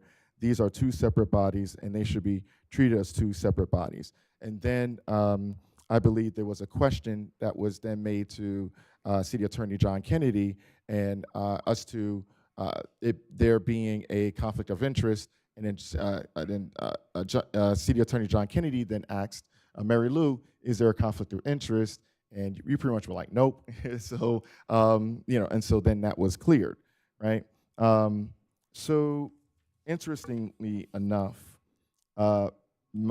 John Barters, he talked about at length about the group of business owners and supporters of that, some of whom happen to be prior council people. They have individual lives. They are working together with some people who are members of the EDAC, some people who aren't, who are business community members, some people who are just residents, and they're trying to create a space for the small business to work business work to continue, so that it's no longer Chad Smiley's responsibility. And that was in response to the question that I raised about what is the history, like, is this okay for the Public Art Committee to spur a private organization and that sort of thing? And John Botter's response was, yeah, no, yeah, I mean, we do have that. And it's interesting that that John Botters is, I believe, the director of, I think it's Emeryville Arts. And I remember when this hit the public news, and a bunch of people SMS'd me. They didn't email me, but they SMS'd me, and they were like, "Wait, what's going on?" And so, I do have concerns about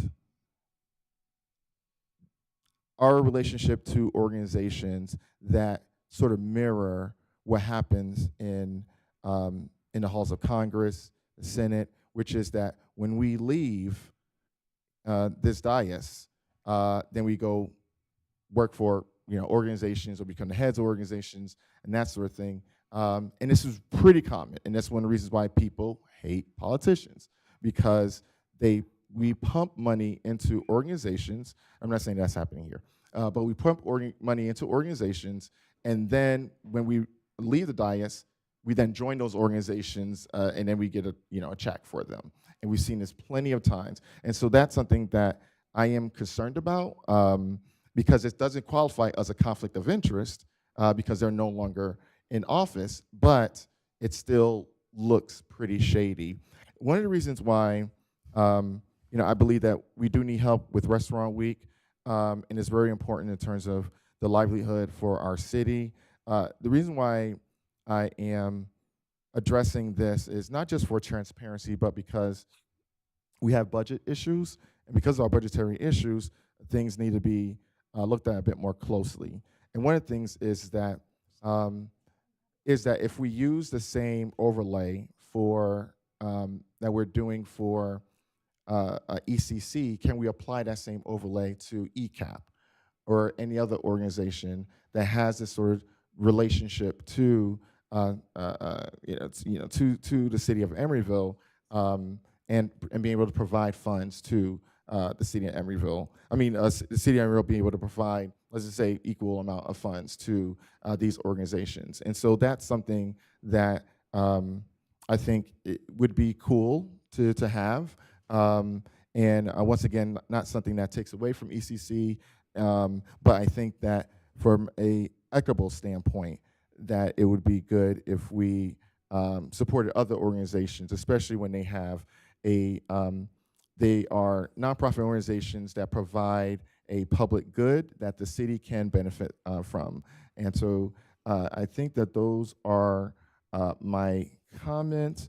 But if anyone wants to check out, it's May 19, 2024. I believe the video starts at 2:02, 2 hours and 2 minutes, and it ends around 2 hours and 13 minutes. If they'd like to see the comments then as compared to now. So, thank you. Any other questions from the dais? If there are no further questions, I'm inviting public comment on 9.5 and 9.6.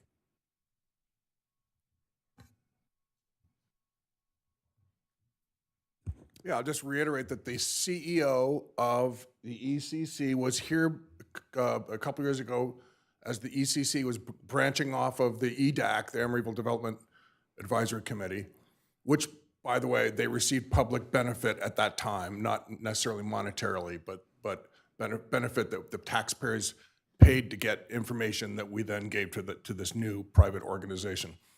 But nonetheless, the CEO of ECC, and she just spoke, guaranteed, and she told the five of you that the ECC would be open to every business in Emeryville, and that was false. It was a canard. She lied to you. It's not open to every business. So when you vote to give them $30,000 of taxpayer money, including my money, remember, this organization is a club. There's not public benefit. They are selective in who they let in, and even though they say that they aren't that. So, lying and then asking for public money after lying to the council, I think that's a bridge too far. And then I'll follow up my comment by reminding everybody that the code of ethics requires the council members to look at speakers, and Council Member Welch is not looking at me right now, so she's not actively listening, and that's a code of ethics violation according to the city attorney. Thank you. Do you have a public comment on these items, Mary Lou? 9.5 or 9.6? I just want to clarify that on our website, we do have the ECC bylaws and our code of ethics. And the code of ethics is very important to us. And I just wanted to let you know that we do have that up there for your review. Thank you for the public comment. Any further public comments on 9.5 or 9.6? If there are no further public comments, I invite discussion on 9.5 and 9.6 or a motion. Councilmember Mora. Thank you, Mayor. When it comes to ECC, I've actually seen firsthand what ECC does to support the business community, and it's quite remarkable. I've been to a handful of their meetings, and it's incredible to see so many restaurants and businesses of different types and sizes. They come together, they support each other, they drive business to each other, and one thing that's useful to the city is these restaurants sometimes talk about common issues that face the business community, and then they present coherent suggestions to the city. So there's a great value in what they do. So I do want to commend Mary Lou and Krista and the rest of the leadership of ECC. And it's incredible how well run the organization is well. I've seen how the membership has grown over the years. It's really a testament to the leadership of the organization and how it's strengthening the business community in Emeryville. And honestly, when it comes to Restaurant Week, it's such a great idea. Our restaurants and businesses, we really haven't recovered from COVID and the hit in sales taxes. And I think Restaurant Week will be a great initiative to help drive traffic, help the city and its restaurants recover from that hit. And honestly, I can't think of a better organization to invest this money because I think it will pay dividends in terms of people discovering our restaurants, which are remarkable, and those people will come back. So I do see this as an investment. With that, I'd like to move approval of both. I'll make a motion to approve both 9.5 and 9.6. Any further discussion or a second on this item? Councilmember Welch. I just wanted to echo some of Councilmember Moore's sentiments, especially about us having a Restaurant Week. It does feel like we are out of step with the Bay Area, and we have so many different culinary options, and we're such a small city, but they're tucked away. They're kind of like very sweet secrets that we have, but they deserve so much more attention, and they definitely, I feel, need to be amplified because they are some of the best places to eat, definitely in the East Bay, but the Bay Area. And I feel like as we're trying to be more creative about how we can help local businesses, especially restaurants, with what we know is going to be, or knew was going to be, a long recovery because of just how some of the economic systems have changed. We know so many businesses that they really depended on for lunchtime revenue. Either they've left or they've gone hybrid, so they're just not seeing the same amount of traffic. But with a Restaurant Week, it gives not only opportunity for the community to engage, it invites new people to come into the city and explore. And a lot of people haven't been to Emeryville and have had the opportunity to really explore us the way they would do other cities. So I think it's something that is far overdue for just who we are as a city, and that really just reflects where we are right now.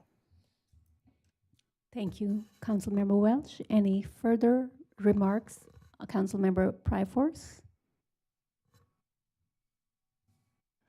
Thank you, Mayor. I just want to, I think that the work that you will be doing with Restaurant Week is just going to make Emeryville sexier. And so I appreciate that, because I don't think we have that capability in the EDAC for the kind of work that that ECC can deliver in terms of the networking, the community, all those things. I think, I'm supporting this, but the reason why I raised a lot of those questions and those comments is because I just want the record clean. That people still remember when, what was it? When John Botter said in 2024, same day, there is no city money in it, $0. And there are no conflicts when there's $0. And like I said, maybe back then, but now there is a fiduciary relationship. In addition to, you said the code of ethics, and from what I recall, because Councilmember Welsh was very transparent about that, which is that that she is a member of ECC.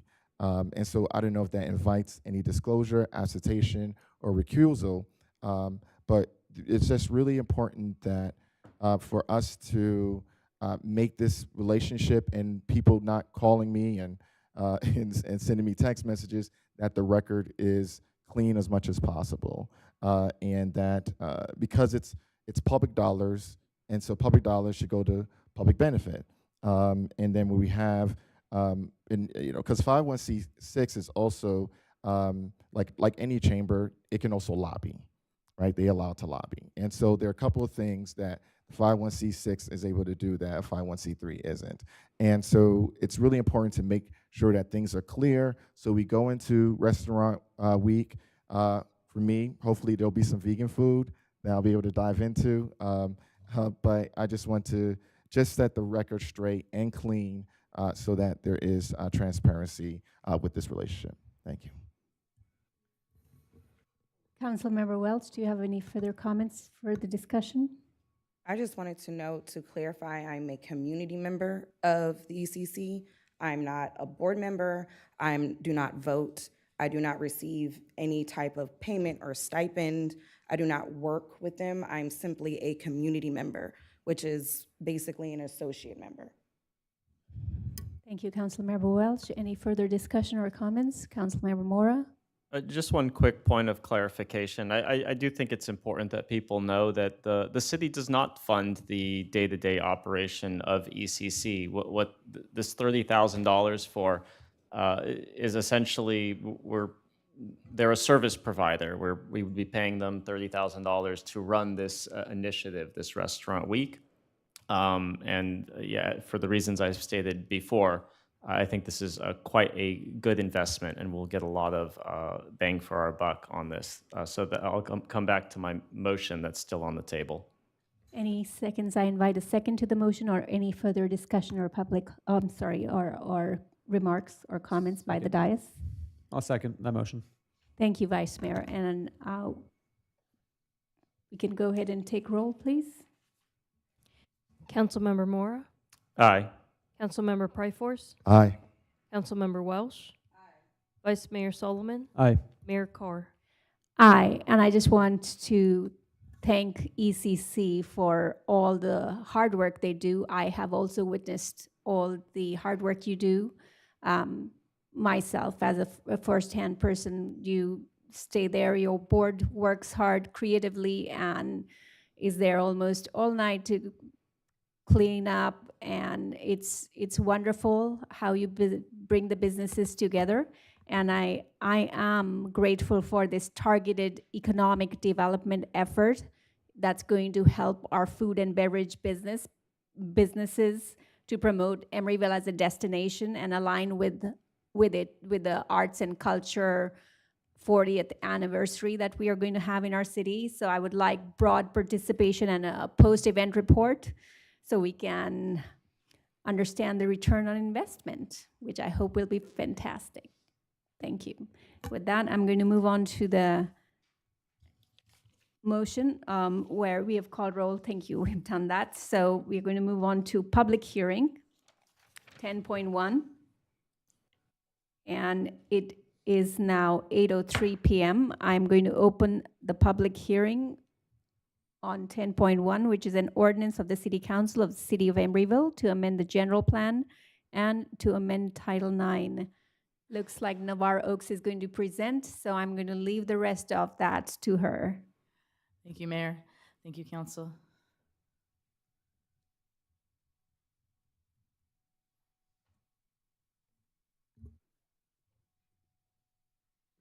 So tonight I'll be presenting on implementing Housing Element Program LL to amend our general plan and planning regulations. So as a friendly reminder, we have an approved general plan that's required by the state of California. Our housing element is updated on a different cycle from that. It's updated every 8 years, and right now we're in the middle of our 2023 to 2031 housing element. So Program LL is one of 45 housing element programs, and it contains 8 implementing actions, the purpose of which is that these actions will help to alleviate the constraints of the production of housing in the city of Emeryville. So this might sound familiar because you looked at Program LL back in February and it became effective in March. So at that time, we looked at 6 of the 8 programs. Those covered employee housing, residential care facilities, agricultural worker housing, group residential and working housing, emergency shelters, and mobile and manufactured homes. So these were all changes mostly made to comply with state law and things that we said we would do as part of our housing element. The remaining 2 are because were not addressed at that time because they required changes to our general plan. Next slide.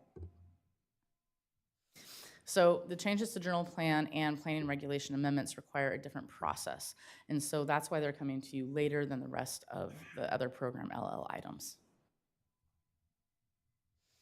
So that process includes tribal notifications. So those were sent back in January. That would last for 90 days. That ended in April. And then in April, this also went to Planning Commission, and they voted to recommend approval to City Council. And then here we are today for public hearing with you all for City Council. A second reading will be required, and then we will forward that documentation to HCD with the state so they're aware that we're making these changes, and then it should become effective in July. So what are these amendments really about? They're about making smaller residential projects feasible. So making 3 to 4 unit multi-unit projects and conversions of single-family homes to duplexes not required to go through a planning commission process, as long as they're consistent with our planning regulations and general plan. So that means that 2 maps need to change in our general plan. And so the first one is the FAR map. That's what it looks like. Next slide, please. And then this is what it will look like. And because there's such a dramatic difference, let's zoom in on what's actually changing.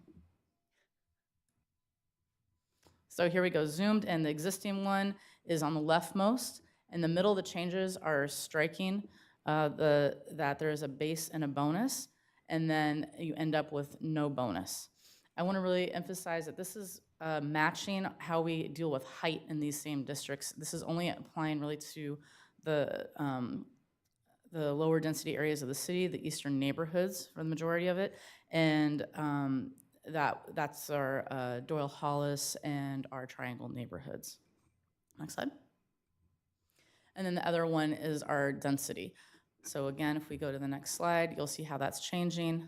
Kind of hard to tell looking at the big picture, but when you zoom in on the next slide, you can see that it's just striking the base level. So that what happens right now is if you go over the base, you need to go to Planning Commission. This is just saying you don't need to go to Planning Commission as long as you're staying within that maximum.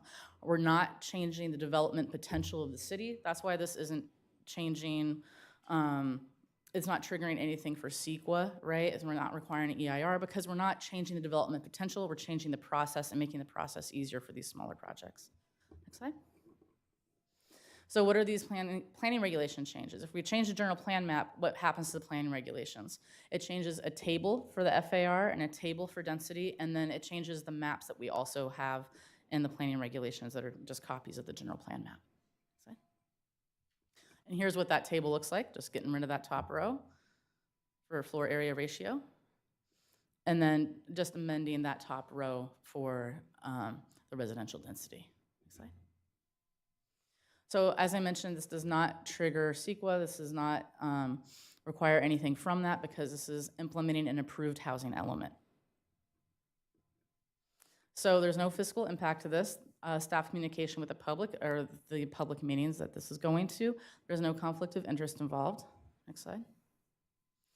So for the strategic plan connection, this is, the goal is to implement the housing element. It's consistent with what the City Council approved for the housing element, and it's also part of our pro-housing designation that requires us to implement Program LL. So we recommend having the public hearing tonight, considering the staff report, I'm gonna try that again, considering the staff report and proposed ordinance, and then of waiving the first reading and introduce the attached ordinance. And that concludes my presentation, and of course, I'm available for any questions you may have. Thank you. Are there any questions from the dais?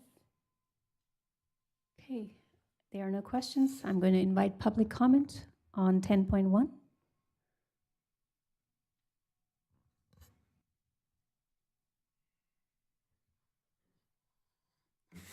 Okay, yeah, this is for public information. This council just voted to give almost $31,000 to a private organization, and that organization is not open to every business in Emeryville like they said it was. And so as they left, the CEO and the president just left, I talked to them out in the link about this problem. Are you going to start allowing all businesses to join the ECC as you told the council? And they said no. Any person that runs a business that 10.1 is up for public comment. don't interrupt me. Please restrict your comments No, to don't interrupt me. 10.1. Stop the clock. Stop the clock. The clock will stop after I say it stops. If your comment is on 10.1, you can go ahead. Otherwise, you can leave the podium. I'm talking about 10.1. Then restrict your comments to that. I am. All right? Stop interrupting the public. You can go ahead with your public comment now on 10.1 only. Stop interrupting the public during public comments. That's a crime. It's a Brown Act violation. Stop doing it. Will the chief do something about this, please? Chief of Police? All right, your time starts now. If you're going to make a comment on 10.1, the clock It's has not started. up to you to decide about my content. I am talking about the topic at hand. In my mind, it's on the topic at hand. If you disagree with me, you're free to disagree with me, but you're not free to stop me from talking about the subject at hand, which is the subject at hand I'm talking about. So, look, I can use silence. I can talk about the subject at hand using silence. I can use poetic meter. I can use iteration. I can use all manner of communication to talk about the subject at hand. It's not up to the government to dictate comment to its public speakers. We have a First Amendment. Stop interrupting the speakers. It's a Brown Act violation. You're committing a crime. Your time is up. Please leave the podium. Stop interrupting. Any further public comment on 10.1? If there are no further public comments on 10.1, we will move to discussion on this item. Any discussion from the dais on 10.1? Councilmember Welch. Just going to note, this seems pretty straightforward and operational, and I was just going to make a motion, but that's just putting the motion on the floor. All right. Is that your motion? I'll second. There is a question or discussion by member Pryforce. Yeah, so, yeah, I mean, we're just following the law. So, but I definitely would suggest that we are better when it comes to communicating this information to the public. That was a complaint that I also received, which is that a lot of the language is a bit coded. And so I think it would be great if perhaps there's like, hey, this is an example, right? So this has happened, and this happens, and this happens. And so I think it would be definitely helpful that we improve our communications. Other than that, I don't have an issue. Any other discussion on 10.1 or a second to Council Members Welch's motion? Mora, Council Member second, Mora, you yeah. seconded. All right. In that case, we have a motion and a second. Please take roll. Councilmember Mora, Aye. Councilmember Pryforce, Aye. Councilmember Welsh, Vice Mayor Solomon, Aye. Mayor Carr. Aye. Motion With passes. that, thank you. With that, we are closing the public hearing at 8:13 p.m. Next, we have action items. 11.1 is a resolution of the City Council of the City of Emeryville to select artists Mila Moldenhauer, Joey Rose, Heather Hardison, Packer Jennings, Elliot Serber, Roberto Gastulmido. Please forgive me if I'm pronouncing any of these names wrong. My name is hard enough, and I understand this. Chris Granillo,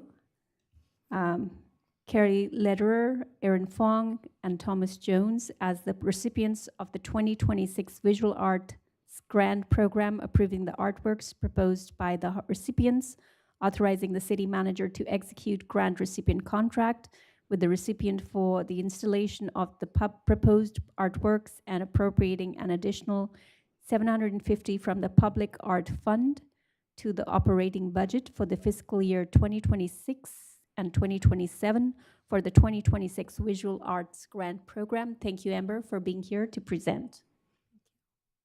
I'm Amber Evans, Community Development Coordinator and Manager of our Public Art Program. I'm here tonight to mostly show you the beautiful work that is being presented to you tonight. Can I see the next slide, please? Just to know, this program has grown exponentially from its start as a pilot in 2022 to where it is today, where in the first year we had 4 applications, we now have 50 applications. This was across, as you can see by this map, throughout the city. We had over $650,000 of requests for a program budgeted at $120,000. Next slide, please. There are a lot of words on the slide. I'm not going to go through all of them, but to make clear that while this mirrors in its selection process the subcommittee used for the community promotion grants, it has an additional review process of going to the PAC after that selection committee does its work. So with 50 applications, the subcommittee reviewed those, ranked first those competing for the same site, then ranked those against the other sites, and came to 25 finalists, which they interviewed in this room on a long night, and came to finalists and alternates and honorable mentions to review for the PAC. The PAC then considered some questions, such as should there be an award of a grant, of more than one grant to an individual, or more than one grant on a same site, maybe in 2 different locations, but the same property owner. And were the proposals sufficiently developed? They also heard comment from the artists and the public, and the result is the 10 recommended artists before you tonight. Next slide, please. Both the PAC and the subcommittee recommended 7 artists for funding, so both bodies recommended the following.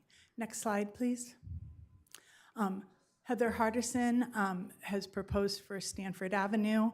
Most artists proposed it for the inside, but she has this delightful smaller element to be on the side facing Doyle. Next slide. Next slide, please. Oh, yeah, great.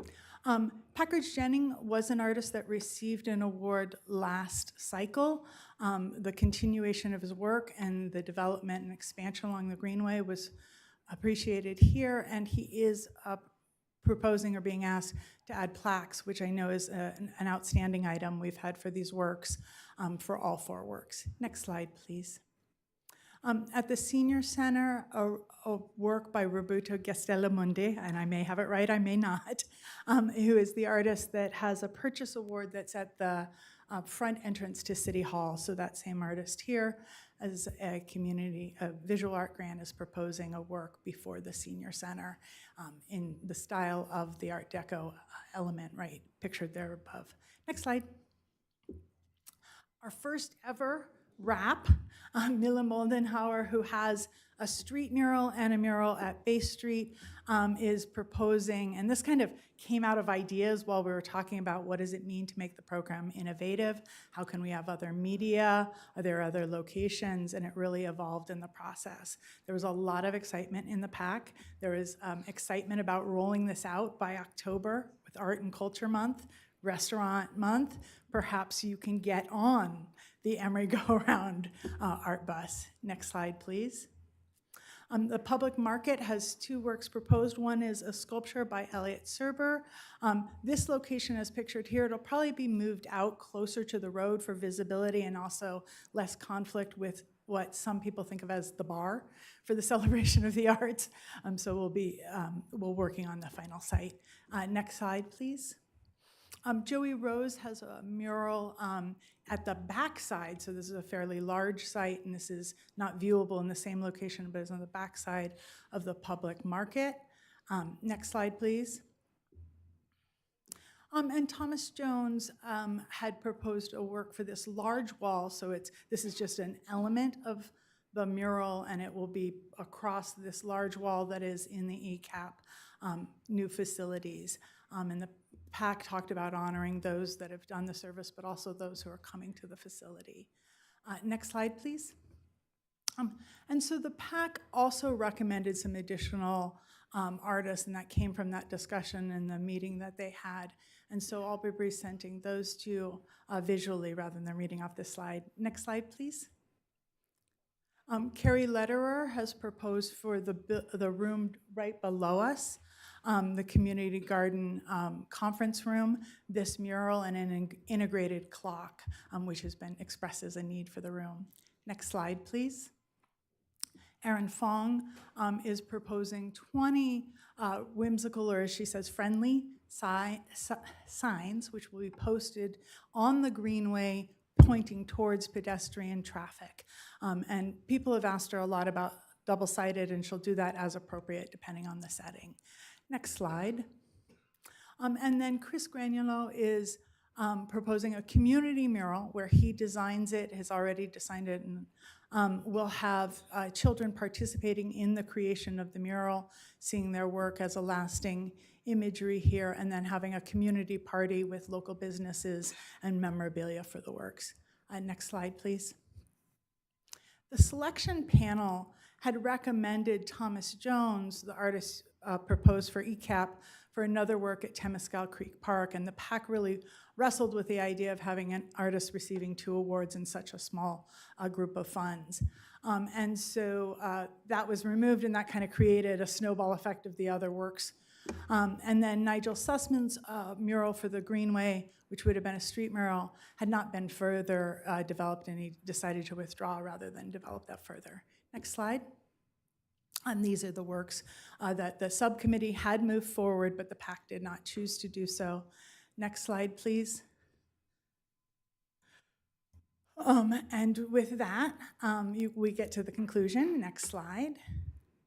That the differences between the subcommittee and the PAC were marginal in money. Everybody tried to win the game, to make the most awards possible with the funds available. They varied from 9 to 10 awards, so the PAC felt, hey, we got one more award, one more site, and by moving from one artist getting 2, we were able to spread that a little further. Next slide, please. So the recommended awards, as illustrated here, where they're in dark green, everybody agreed to move forward with that. The panel had prioritized those in the light green, and the PAC had prioritized those in the red. So you see you still get a broad geographical spread through the proposal before you tonight. Next slide, please. So we are asking if you would go with the staff's recommending the award as consistent with the PAC recommendation, or you could alternately allocate another $34,500 to add the subcommittee's recommendation. So that would be 12 awards and about $150,000. And I think this is my last slide. Thank you, Amber. Any questions for Amber? Well, first, I just want to just update my colleagues and staff. The reason why I'm coughing so much, it goes in and out. It's not because of sickness. When I got hit by a car, it was discovered that there was some blood in my lungs, and then it healed up quick, but there's some scarring, and so it goes on and off in terms of coughing. And so I apologize if there's like a series of coughs that happens. I'm going to the doctor tomorrow to address it. And sorry, I'm sorry.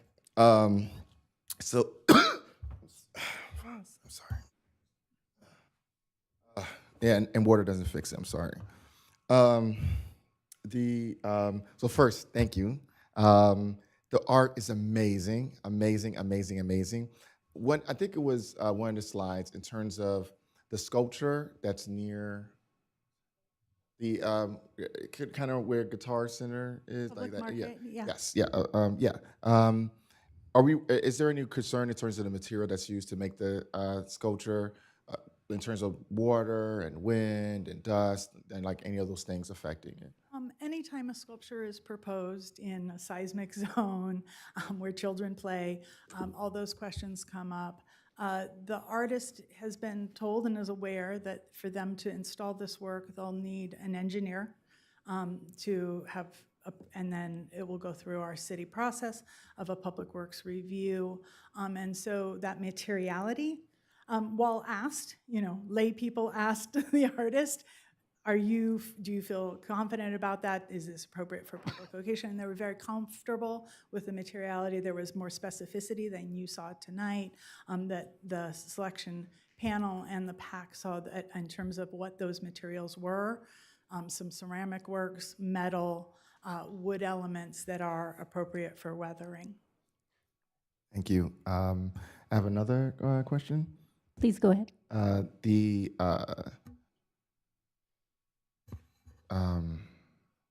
wraparound around the Emeryville round, is that a one-off thing, and also would it be Sure. all the buses or? To clarify, the wrap is proposed for one bus. So one route, so it'll either be on Chelman or it'll be on Hollis. I will say that the PAC was very excited by seeing this proposal and thought about maybe it could be a reoccurring element of Art and Culture Month, now coinciding with Restaurant Month. One of the questions will be, of course, how long does this last? And so maybe if we do it cyclically, there'll be more than one bus and it could build. It's possible that given the excitement, the artist would propose additional work, so maybe 3 buses could be done in a future cycle. To be clear, the visual art grants are issued every 2 years. And one thing that may change is whether the same artist can apply in a new cycle, but this might be an opportunity to spread the buses among many artists, right? You could have your Picasso on one and your, Frida Kahlo on the other, right? And so we can open this opportunity after we've piloted this. This is our first time with any partnership on art. We have previously had the poet laureate have poems within the Emeryville round in a prior program. So it's nice to see us returning to a collaboration with them. Councilmember Bradford. Thank you. I have one more question. So I remember there was, I don't want to say drama because, that may offend some people, but I remember there was something that happened with one artist who didn't get, and so they kind of, came at us. This person who we did 1 rather than 2 because, we thought it was be more fair. They're not going to come at us, right? Like they're cool with it. That artist, I communicated with the artist, And they responded that they would love if you would consider, maybe their Temescal Creek Park proposal had 3 elements. They're like, I could do less than that, and you could get me to under that 17,000 on the 2 sites. But I think he has previously been awarded in a prior cycle and has had Rotten City Cultural District a residency as well. So there's an ongoing collaboration. Thank you. Any further questions? All right, I have a question. First, it was actually lovely to see the beautiful artwork. The one that you have, the bench, I was just curious about the reclaimed redwood bench. Is that ADA approved? Can people sit on it? Or is it just going to be, Sorry. Is it just going to be for show, not for sitting? It will be designed to be sat upon by at least as many as 2 people, and to be framed and curved. The artist is a professional furniture maker as well, sells very high-end seats in his practice, and so he has spoken to the arm, the height of the arm, the height of the seat, the curvature of the seat, and fully intends for it to be sittable and comfortable.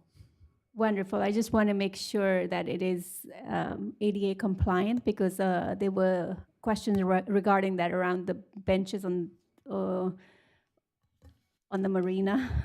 So it actually looks like a lovely piece of art. Maybe we could have those all over the marina. But I know that we have limited funding to work with. So can we go back to that slide where you have the questions and recommendations by staff?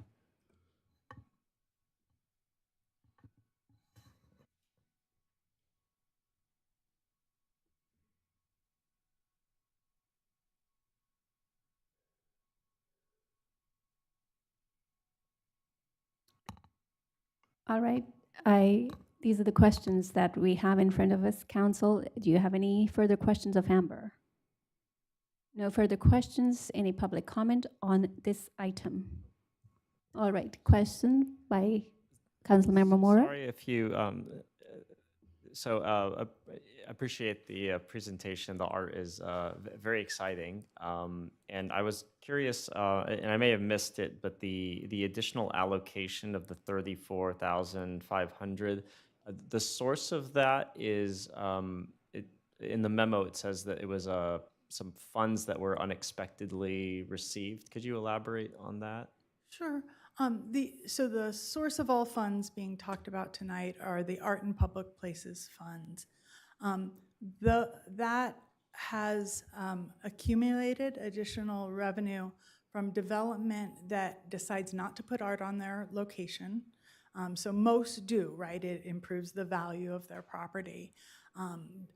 A development a few years back didn't find the time or the way to do that, and they submitted it. So it was a larger deposit than we typically see. Usually it's only if it's small that they let us keep it rather than use it on their site. So that was the source of those funds. They are being used up. Thank you. Thank you, Amber. Any further questions on this item? All right, we are inviting public comment on this item only. Yeah, it's on this item. This topic at hand is art. So as an art major, I have a BFA, Bachelor of Fine Arts from the Kansas City Art Institute and School of Design. And I could talk, staying on subject, I could recite poetry here right now. I could quote authors like George Orwell or Franz Kafka would seem appropriate. I can talk about life on Mars here right now. And the government doesn't get to censor my speech based on its content. Do you understand that? The government cannot, you have to sit there and listen to me speak for 2 minutes and not interrupt. I'm choosing the content. I'm speaking on topic. I'm speaking about art. And that's what the topic is. So like I said, I could quote George Orwell And I'm still on topic. And if you interrupt me, you're breaking the law. Now, I talked to the chief just now in the link, and he told me that I misunderstood what he had said last time I talked about the mayor breaking the Brown Act. It's not a misdemeanor, apparently. But it's still against the law. The state of California has an act. It's called the Brown Act. It's in the law. And if you interrupt a speaker, you've broken the Brown Act. So Life on Mars, Franz Kafka I could talk about. I could talk about how Courtney Welsh, the city council member, doesn't look at the public speakers when they're up here, as she's required to do, according to the city attorney. And I'm still on topic. In my mind, I'm on topic. It's not for you to say I'm off topic. You're the government. You set the rules. I obey the rules. You can't censor the content of my speech or anyone else's speech. You have to sit there and listen to it. Any further public comments on 11.1?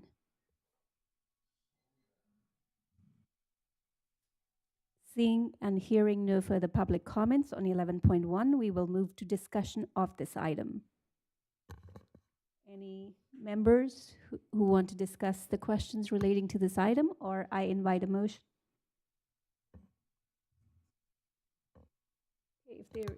All right, Vice Mayor? Thank you. If no one else is gonna start, I guess I will. And thank you, Amber, for the presentation. Just really appreciate, as I'm not an artist, but I appreciate it being around our city. And it's amazing seeing the previous years, the works that we've commissioned in previous years through this program, and how much they've enhanced the public space. So thank you, as always, to city staff and to the art community for engaging. And I think I am leaning towards going with the Public Art Committee's recommendations on this item, and recognizing that this is there are many public art programs that the city runs that our artists can contribute to. So this is not the last opportunity for people to engage, and this hopefully won't be the last year that this program exists or operates. So I hope in future years the artists who the subcommittee recommended but the PAC did not recommend will continue to engage. But I feel at this point staying within the bounds of the program originally, and I think the PAC had some great recommendations. So I'd make a motion to go with the staff's recommended award consistent with the PAC recommendation. Thank you for the motion, Vice Mayor. Any further discussion or a second to Vice Mayor's motion? Councilmember Pryforce, you're recognized. My colleague, Vice Mayor Solomon, shared that he's not an artist, but I am, and I believe that the mayor is as well. And so, told you have great memory. And so, on behalf of artists everywhere, I just want to say thank you, Amber, for a terrific job. Thanks. Is there a second to the motion made by Vice Mayor? I'll second. Thank you, Councilmember Mora. And I will add to the comment about thanking the committee that selected. I am sure this was a very difficult decision. These are beautiful pieces of art. I am so proud that our city honors the artists the way that it does by displaying such good artwork. Really excited about the 40th celebration of the arts in our city, and hopefully we will have these works displayed at that time. And please take roll with that. Councilmember Mora? Aye. Councilmember Pryforce? Aye. Councilmember Welsh? Aye. Vice Mayor Solomon? Aye. Mayor Carr? Aye. Motion passes. Thank you. Next, we have action item 11.2, which is an ordinance of the City Council of the City of Emeryville amending Section 2-8.01 in Chapter 8 of Title 2 of the Emeryville Municipal Code to designate one public posting location for agendas and public notices at the Civic Center located at 1333 Park Avenue, Emeryville, California. And can we waive a presentation for that, council members and vice mayor? If everyone is in, seems like everyone is in agreement to waiving the presentation I'm sorry, the presentation on what? I'm sorry. for 11.2. And that was, I'm sorry.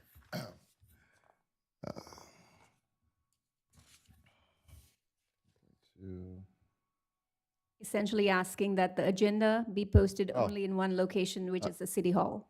Yeah, I did have a comment about that. I mean, But well, a are you question, waiving presentation? actually. Right now, the question for the dais is, can we waive presentation? Yes, we can waive presentation, but do I need the presentation or to ask a question?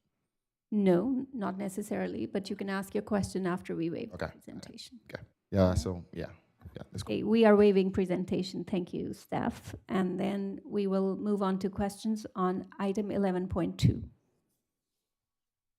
Councilmember Pryforce, you had a question? Yes, Mayor. Does this in any way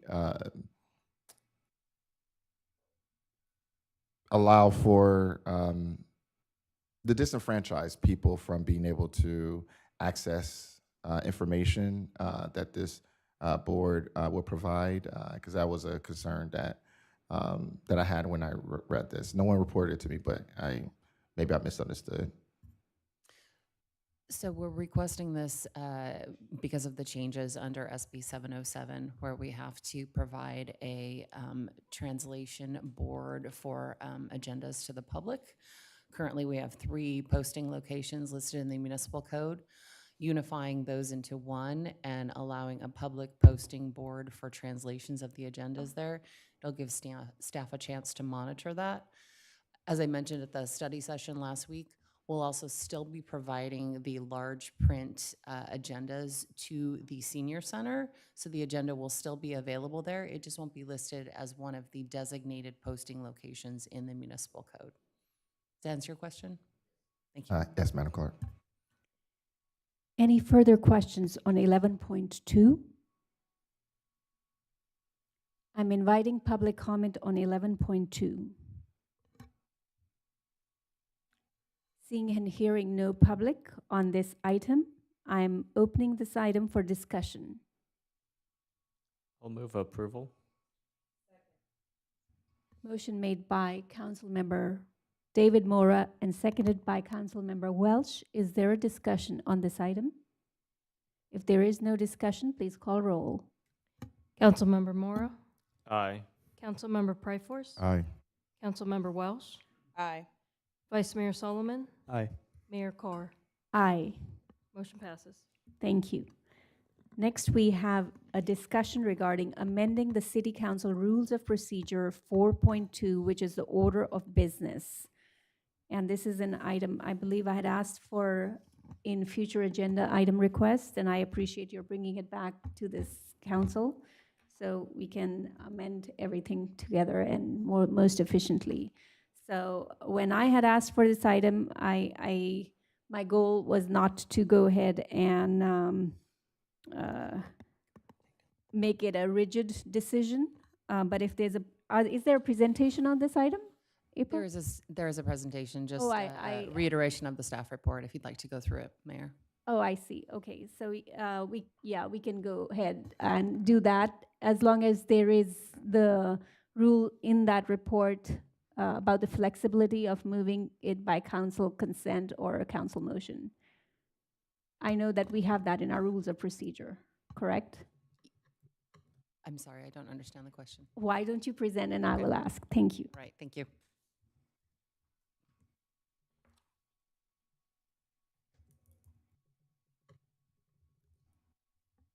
Okay, as council will recall, this was a future agenda request by Mayor Carr at the May 5th meeting. It's the amending the City Council Rules of Procedure, Section 4.1, Order of Business, to move public comment for the consent agenda and items not on the agenda to an earlier place in the meeting. Next slide.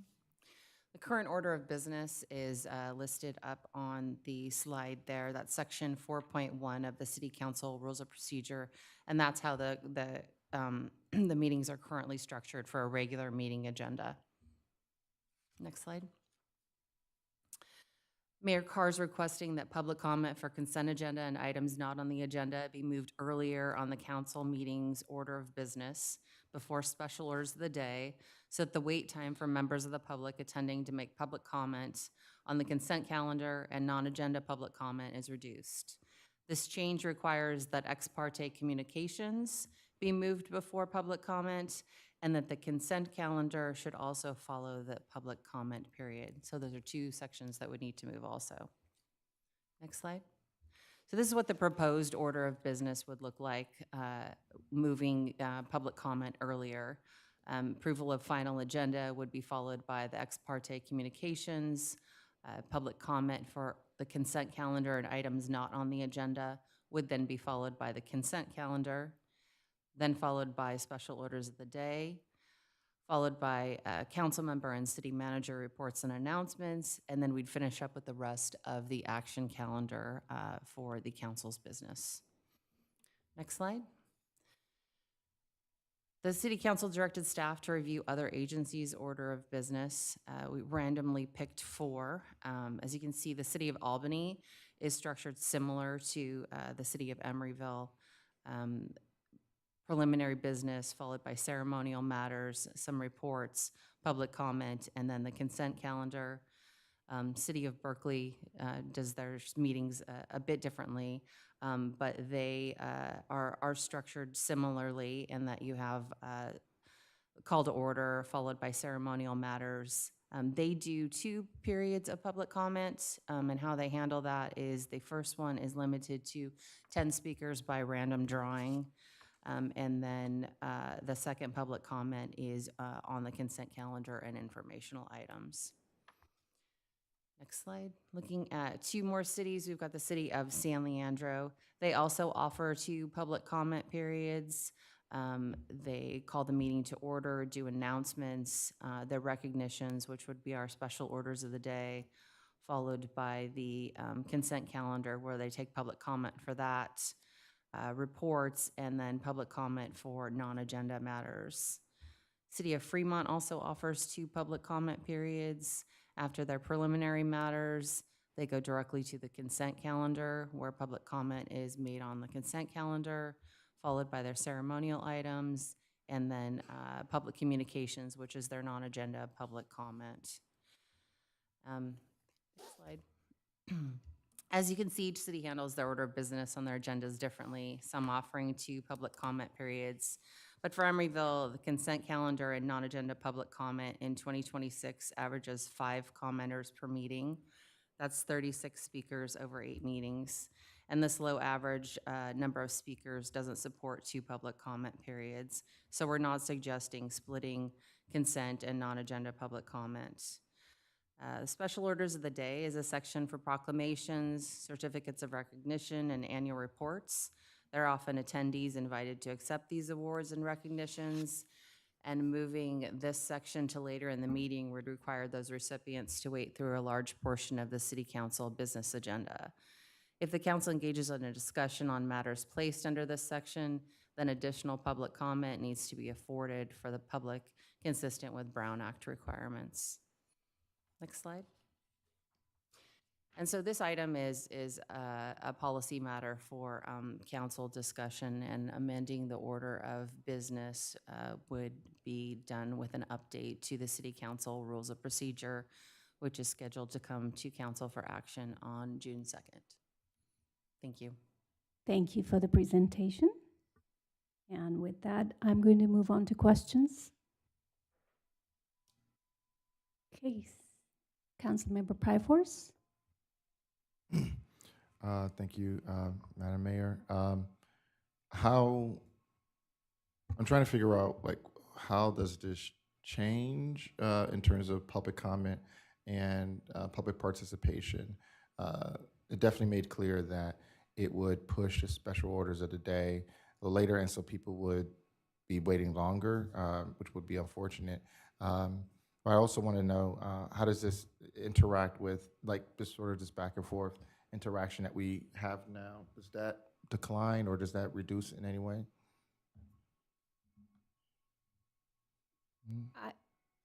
In the discussion, we can have a discussion about what I was proposing, but if there is a question of the staff on, I think that you can move to the slide about what is being proposed and what it is like now.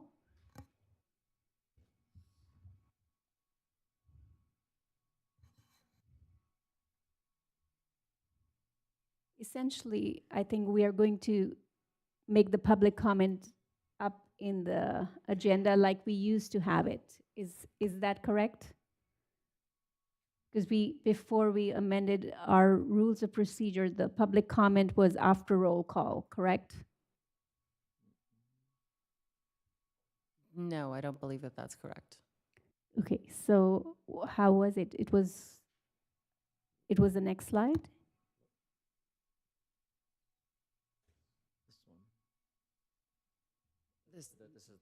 This is the current order of business. Yeah, you're talking about prior to last year when it was When we amended the rules of procedure?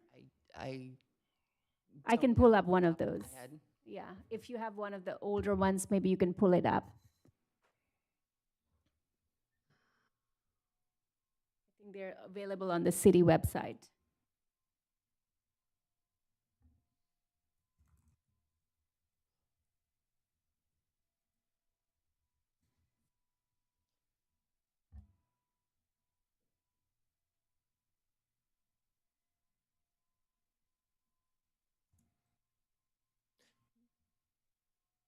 Did we do public comment yet? Not yet.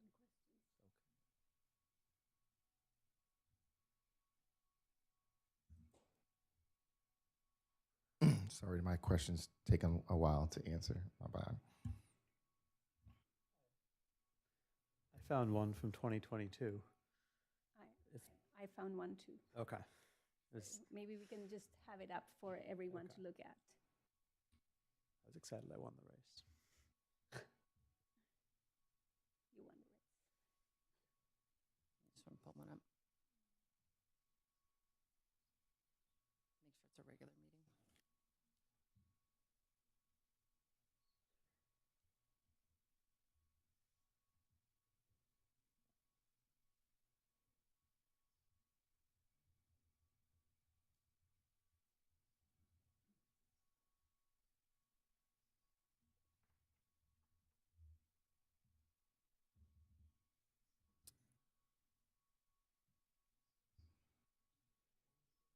So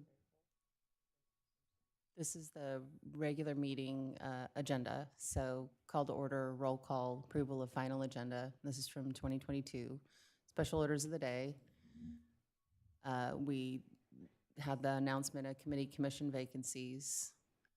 Public comment wasn't until the till the 9th item. So you moved it up with the current one? We've moved the announcement of commission and committee vacancies to the end of the meeting. I see. So yes, that makes, I believe, public comment now number 8 instead of number 9. So you already made it more accessible for the public by moving it up.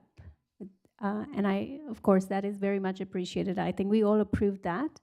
So what I was asking was, slide, is it slide 4?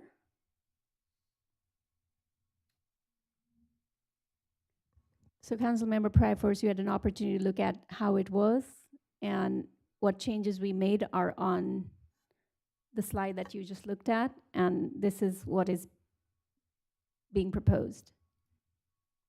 If you want to look at it. And that's Slide 4? this is 5, which is the proposed order of business.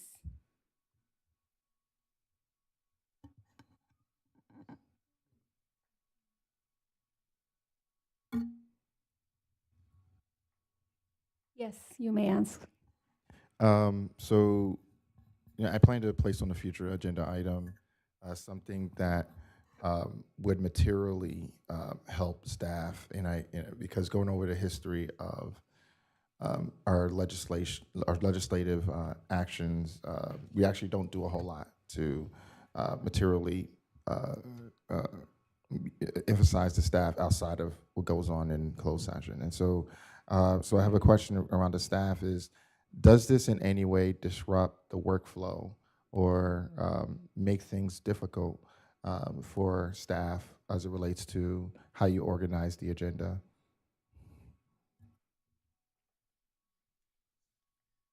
You're talking about the proposed changes, moving public comment earlier, followed by the consent agenda.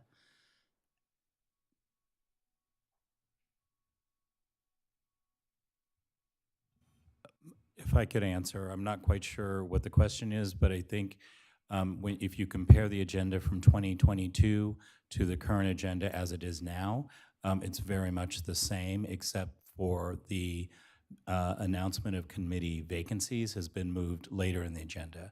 The proposed changes to the agenda would move special orders of the day back and put your consent agenda more forward in the agenda, which would be different than what you had in 2022 or currently. Councilmember Pryforce. To follow up, so my question was, how does this materially affect the staff in terms of any workflow issues, anything? So that the change from 2022, it may have been towards the staff benefit in terms of workflow, but how does this proposed change affect the staff in any way? Thank you, Councilmember Pryforce.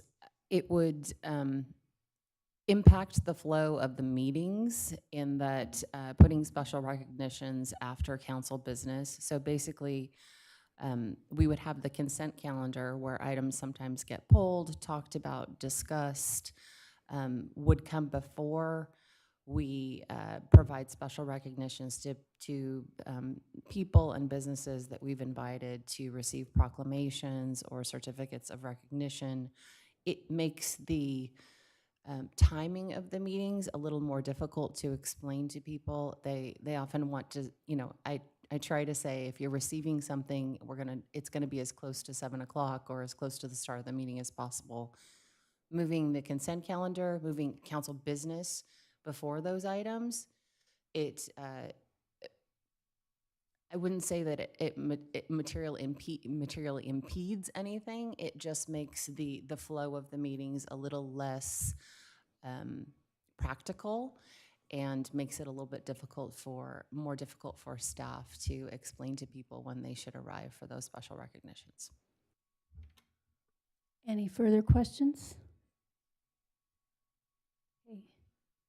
All right, I just wanted to make sure that the rule 4.10 was addressed in your presentation, and if not, I just want to make sure that the city attorney can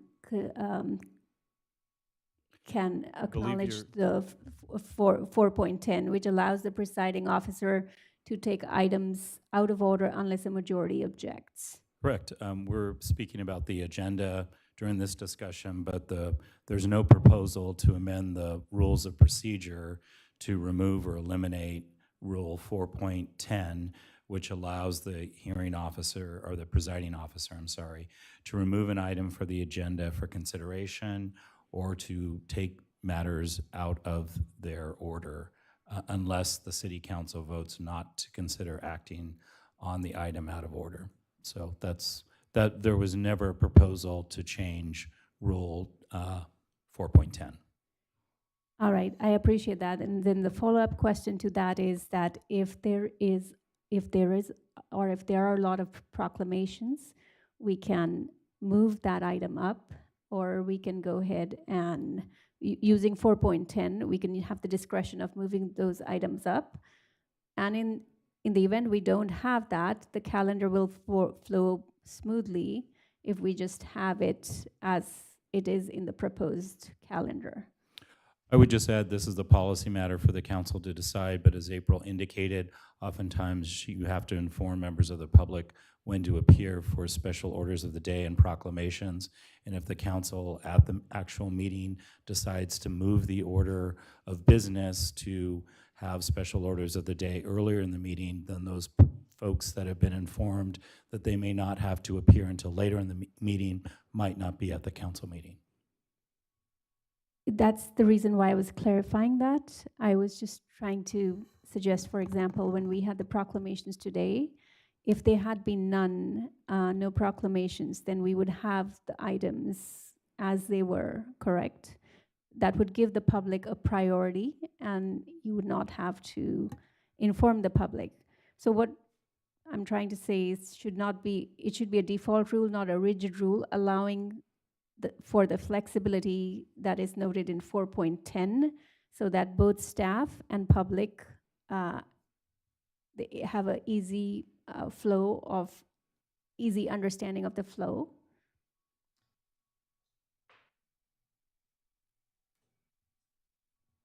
I'm not sure what you're asking, Mayor Carr. I would just say that in your rules of procedure, you have a, agenda order of items for the agenda written out in your rules of procedure. That is, I think, what you're proposing to potentially change. However, you still have the flexibility at any meeting to call matters out of order from that agenda. Typically, you would do that at the beginning of the meeting when you ask for the final approval of the agenda. Correct. I'm just confirming that it's not going to, the 4.2 still stands, as there's going to be no rigidity or no moving of the 4.10 or no revising, no revisions of 4.10. So essentially, the presiding officer can still change the order of the agenda. As long as the city council votes not to consider acting on a out of order item. So you have the discretion to ask the council that you would like to move up an item on the agenda. However, if the majority of the council believes that they do not want to move up an item on the agenda, then they could object to that. Yes, that's exactly what I was asking. So if there are any further questions, we can take them now, or I can invite public comment. Okay, there are no further questions. I'm inviting public comment on this item. There is no public comment on this item, and then next we move on to discussion. Councilmember David Mora. So it sounds like for any given meeting, items can be rearranged. However, what we're talking about today is whether the standing agenda, as we publish it every other week, whether those items would be rearranged. So I just wanted to share my thoughts on that. I previously haven't thought too deeply about it, but kind of when I do think about the structure of the agenda, there is a certain logic to it now. There's, the consent calendar kind of represents it's like the start of the meatier city business type topics. And then earlier on, you have like the proclamations of the day. And my only concern with moving public comment away from the consent, where we have it now with the public comment on the consent agenda or items not on the agenda, is we would be putting space between people who might want to actually comment on those items, because I would imagine somebody making those comments and then there could be proclamations or recognitions and it might feel disjointed. And I also previously hadn't thought about the idea that people might be coming for a recognition, and what if there's an item on the agenda that has a large public showing, and that it could be hours possibly before that person gets their recognition. So I just think maybe as a default, what we have right now kind of makes sense to me, but I also like the fact that there's discretion. If something needs to be rearranged, we can certainly kind of work on a case-by-case basis. But right now, I do support the status quo that we have. Thank you for your comment or remark. Any further discussion on this item? Or a motion? Oh, Councilmember Pryforce? I agree with Member Mora. I was actually going to use the word default. I wasn't going to use the word status quo, me. But but the staff recommendation, definitely, I can understand that. And that, yeah, we do have people, for example, when Wellstone members couldn't come, so they asked me to receive the proclamation on their behalf and to make comments. Sometimes it can be difficult for people to come in and, as Madam Clerk mentioned, they have to be informed of that the special orders a day, they're here and then they're gone. And so, and then when I think about Nellie Hannon and yeah, she was surrounded by people and was great, but that was something that we took care of. At the same time, I hear your point, Mayor, in terms of that the presiding can decide, how to move things. But I think that I'd rather go with the staff recommendation, and then if you need to move things around, especially like, for example, consent calendar. I pulled out 2 things from the consent calendar. It's possible that I made 3 or 4. So I like the default of where we're at, rather than maybe subjecting folks to a whole lot of city business that's not what they're here for. And so I'd rather we go, okay, there's something on the consent item that's so important that we bring it forth, and then the special orders of the day can happen later, as opposed to, I like the way that things are, so I'd rather go with the staff's recommendation. All right, any further discussion or a motion? Okay, there is no further discussion. All right, so again, my whole goal was not to propose it as a rigid rule. It was just to go ahead and propose it as a convenience to the public, since it just made sense to have it, have them comment on items on consent calendar and not on consent calendar at earlier in the meeting, and then just be done if that's what they were going to comment on. Or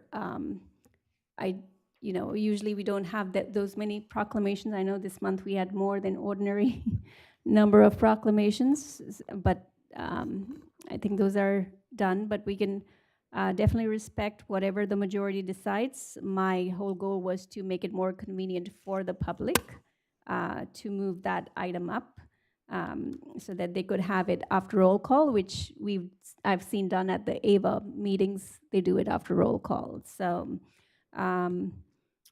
and I think those meetings move efficiently that way, where the public gets to comment before, not at the very end, and then they can leave after they make the comment, not just sit here. So either way, I think that it works because the public gets the opportunity to comment sooner or later. So I was just trying to make it sooner, but I think we can move use the discretion in 4.10 for that if it comes to that. Please, if there's a motion, please go ahead, or if there's further discussion. All right, if there's a motion, Vice Mayor, or do you have another remark or comment on that? No, I can. I was just going to say, I think, either we have an agenda like today where we have a couple of special orders, and I wouldn't want to make, either we're making the special order, people who are here for the special orders wait, or making the people here who are here for public comment wait. It's not a tremendous amount of time, or there's not any special orders, and then, no one is waiting. But so I think I agree with my colleagues' comments on this, and comfortable making a motion to stick with the agenda structure as it currently is. All right. Is there a second? I'll second. Motion made by Vice Mayor, seconded by Councilmember Mora. Councilmember Mora? Aye. Councilmember Pryforce? Aye. Councilmember Welsh? Aye. Vice Mayor Solomon? Mayor Carr? Aye. Motion passes. Thank you. Next, we have the resolution of the City Council of the City of Emeryville authorizing the city manager to commit to a permanent financing development loan in an amount not to exceed $31,757,588 between the City of Emeryville and EH Incorporated, a California nonprofit public benefit corporation for the development of affordable housing at 4300 San Pablo Avenue, and to amend the Affordable Housing Expenditure and Administrative Plan. And Valerie Bernardo, you are here to present. Please go forward. Good evening. Valerie Bernardo, Economic Development and Housing Manager. My presentation is going to be very short tonight because we spent a lot of time discussing it. Again, the action here, as the mayor just mentioned, is to authorize the financing commitment for one of our affordable housing projects and subsequently to amend the Affordable Housing Bond Expenditure Plan. Next slide. So again, my presentation is going to be very quick because we've talked a lot about 4300. I'm going to give a quick recap of what the 4300 San Pablo project is, how the funding is assembled, why the city funding is the pathway forward. I'm going to also present a few bits of new information, just talking about some of the community benefits related to the project that were not discussed previously, and spend a little bit of time just talking about the compliance with the Surplus Lands Act and what the potential risk of delay is for the public as well. Next slide. So as a quick recap, the 4300 San Pablo Avenue project is an intergenerational housing project. It consists of 68 affordable housing units, 54 of those units set aside for seniors, 13 of those units set aside for transitional age youth, 1 unit for the manager. EAH Housing Inc. was selected as the developer through an RFP process back in 2020. The project, again, being 100% affordable, will have the units set aside for those between 30 and 60% of AMI. And one important and significant component of this project is that the city, in combination with EAH, went to change the state law in order to make this project move forward. Previously, there was a law prohibiting the utilization or the combination of intergenerational housing with senior housing. And so through our efforts, as well as those with EAH, we were able to get SB 591 introduced in 2021 that actually allows intergenerational housing to be something that can be done here in California. It is something that is done in other states. People often talk about, oh, I know I've seen it before. But in California, it previously was illegal. And so through our efforts, we were able to get the state law changed. This development, because it's been around since 2020, we have seen some changes in the economies of the development. We currently are at a $62 million development cost, which is about $473,000 per affordable housing unit. And the city did, through our agreement with EAH, enter into a land use lease disposition development agreement back in 2020 that has been modified several times and currently is set to expire in October of 2026 with a requirement for construction to commence. Next slide. So how do we get to the $62 million? The land is a part of the development cost. It has about $4 million that's estimated. That is a sunk cost. It's the value of the land. We're not actually providing any financing to the development. It's just the donation of the land, which will generate lease revenue back to the city for the land. Additionally, I had not mentioned this last time, but the city also did receive a federal earmark from the United States government of $500,000 specifically to go towards this development. That $500,000 earmark is specifically for an intergenerational housing project only at 4300 San Pablo. We currently have $2.7 million in Measure A1 bond funding from Alameda County that's been reserved for this project. We are currently asking for an additional $28 million. I know I say 31. The 31 is the combination of the 28 plus the 2, because the Alameda County funding is a reservation that has been provided to the city. So when we talk about city resources, it's those two resources together. And then our developer is looking to submit an application this July for low-income housing tax credits for about $24 million. And then they would also seek debt financing of about $1.4 million.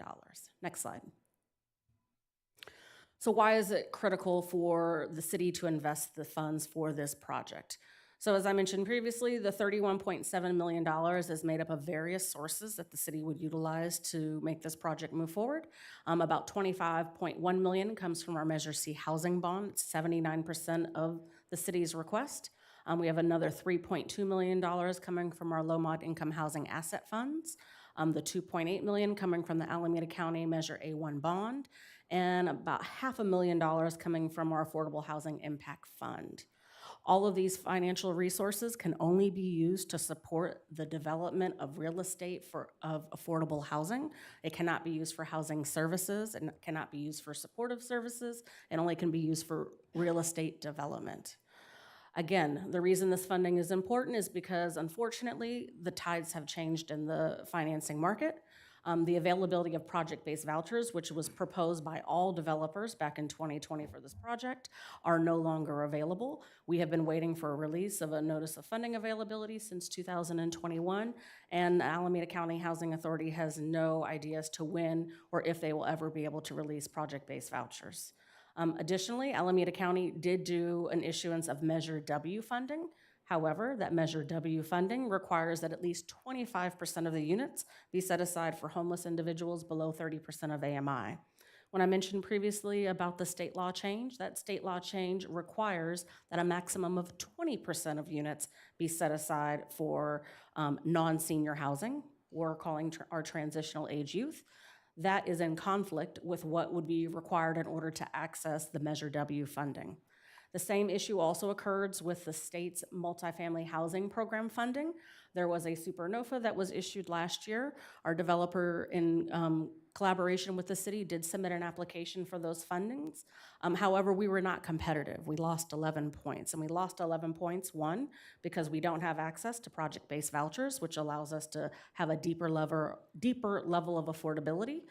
We also lost funding because we're no longer in a high resource area, and we also are losing out on points because, again, we cannot have 25 to 30% of our units set aside for special needs because state law restricts us at 20%. The 9% low-income housing tax credits, if we did not have subsidy, we also would not be competitive. So if the city wanted to provide less funding or just the value of the land, we also would not be able to be competitive in seeking the low-income housing tax credits because you need a deeper level of affordability in order to be competitive. We are also no longer in a difficult-to-development area, which means that we're also not eligible for as much low-income housing tax credits as we originally thought, which is what was proposed back in 2020, which also created a larger funding gap. Lastly, we have seen an 8% increase in construction costs. Those construction costs are going to continue to rise. With everything going on in the market, we don't see that that number is going to reduce. And if we wait to move forward on this project, that funding gap will grow larger than the $31 million that we are seeking today. Next slide. So what are some of the benefits? I just wanted to talk about who we would be serving. This project is set aside for seniors, those that are 65 years and older, which is one of the fastest growing populations here in Emeryville, as well as our transitional age youth. And for transitional age youth, we're talking about youth that are aging out of foster care. Those would be those between the ages of 18 and 24. With our seniors, this project will allow them to age in place with dignity, have a quick access to the senior center, which is located right behind the property. It has an ability for them to live independently and have access to not only the services, the supportive services that'll be provided on site, but the other services that the city offers through the senior center, through ECCL, as well as an ability to provide mentorship and community with the intergenerational youth at the site. With the intergenerational youth, one of the things that we have seen is they are at the greatest risk for homelessness because they have a lack of ability to potentially access income. They potentially are having issues with family support where they may not have that ability to rely on additional people for support. There are often barriers to education and employment. This project would provide 13 units of critical housing for that group. It also provides them with an access, just like the seniors, to have an ability to access all of the resources that Emeryville is great for having. This project is located on the San Pablo Avenue corridor. There's access to the BART station, which is less than 2 miles away. We are on the AC Transit. The Emory Go-Round provides that free shuttle services to all of our shopping and employment destinations. There are a variety of services that these residents will have in order to improve their lives that will just not only help with their access to daily lives, but things that they need to continue to be successful members of our society. Their ability to walk to parks. We've had conversations with our community services department. They are in conversations with EAH talking about, are there ways to provide membership or discounted memberships to the residents of this project so that they could access the senior center or potentially all the recreational and educational services that are offered at ECCL.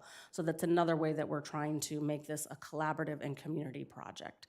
And then I just want to also mention that the design of the project is intended to be intergenerational. We're designing a project that will work for people at different stages of their lives. There are supportive services that EAH will be bringing to the table to address food security, health, wellness, active living, and to improve life skills of all of those residents that are at the site. Next slide. Surplus land. There was a large conversation about this last time, so I wanted to make sure that we talk about it a little bit again. This property being owned by the city requires us to comply with state law, which is the Surplus Lands Act. Surplus Lands Act says that when we are disposing of city-owned property, we have to go through a certain process. The city actually did the RFP for this project prior to the adoption of the Surplus Lands Act. And so we were able to actually do our own RFP that determined what kind of project we wanted to be built there. The state has accepted that determination that we made for that project because 80% of this site is going to be used for housing. More than 20% of the units are affordable to those who are identified as very low income or those who are at 50% and below. And 20% of the units are also going to be more than 20% because all 100% of the units are affordable to those below 60%. So if we're able to move forward with this project today, EAH would be able to submit that application for financing to the state, and potentially we would be able to start construction by next May, and then we would actually have people living on that site within 2 years. So in 2029, we'd actually have the new residents living at the site. If we were not able to move forward with this project today, there is potential for huge delays. Because we have to comply with the Surplus Lands Act, there is a process that we have to follow. One, we would have to do a new public hearing in order to determine how this project would move forward. We would then have to do a notice of availability that follows state guidelines. That notice of availability would have to be sent to every developer that is registered with the state who is interested in affordable housing. There are hundreds of developers on that list. The city would then be required to negotiate in good faith with the developer that is providing the highest number of affordable units at the deepest level of affordability. Our ability to just move forward with a market rate or mixed income project is not there. We have to negotiate with them. We actually have to negotiate with all of those that submit a response to the notice of availability. Those developers that are submitting the response to the notice of availability have to have a minimum of 25% of the units as affordable.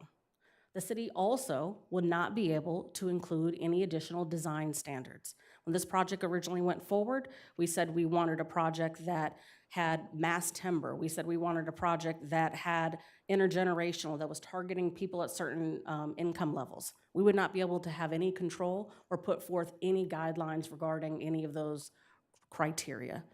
And then lastly, if negotiation fails with all of those that submit a response to the letter of intent or the notice of availability, then we would be able to move forward with an RFP. That RFP still would require that a minimum of 15% of the units be affordable. And that would be the requirement that we would put forward in that RFP. Our best guess is that if we had to go through this process, the earliest we would actually be able to see units on the ground is 2032. Best guess. Again, we don't know how many people would respond to the LOI. We don't know how that negotiation period would take. We don't know how many people, if we actually had to do an RFP, how long that process would take. But 2032 would be the earliest that we would be able to potentially see any units developed at this site. Next slide. So with that, I'm bringing us back to the recommendations that staff is asking today. We're asking you guys to authorize the commitment letter of the $31.7 million to support EAH's application for low-income housing tax credits at the 4300 San Pablo project.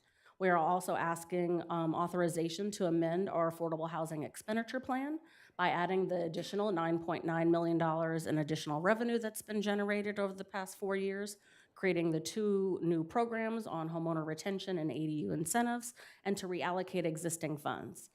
This project would help the city move forward in meeting our affordable housing commitment, which has been identified as a strategic priority of this council. It's also a top priority of the Housing Committee. It is estimated that we're not just talking about 68 units, but we're talking about potentially 75 to 100 people who would be living on this project and would be able to reap the benefits of all that this project could come to fruition.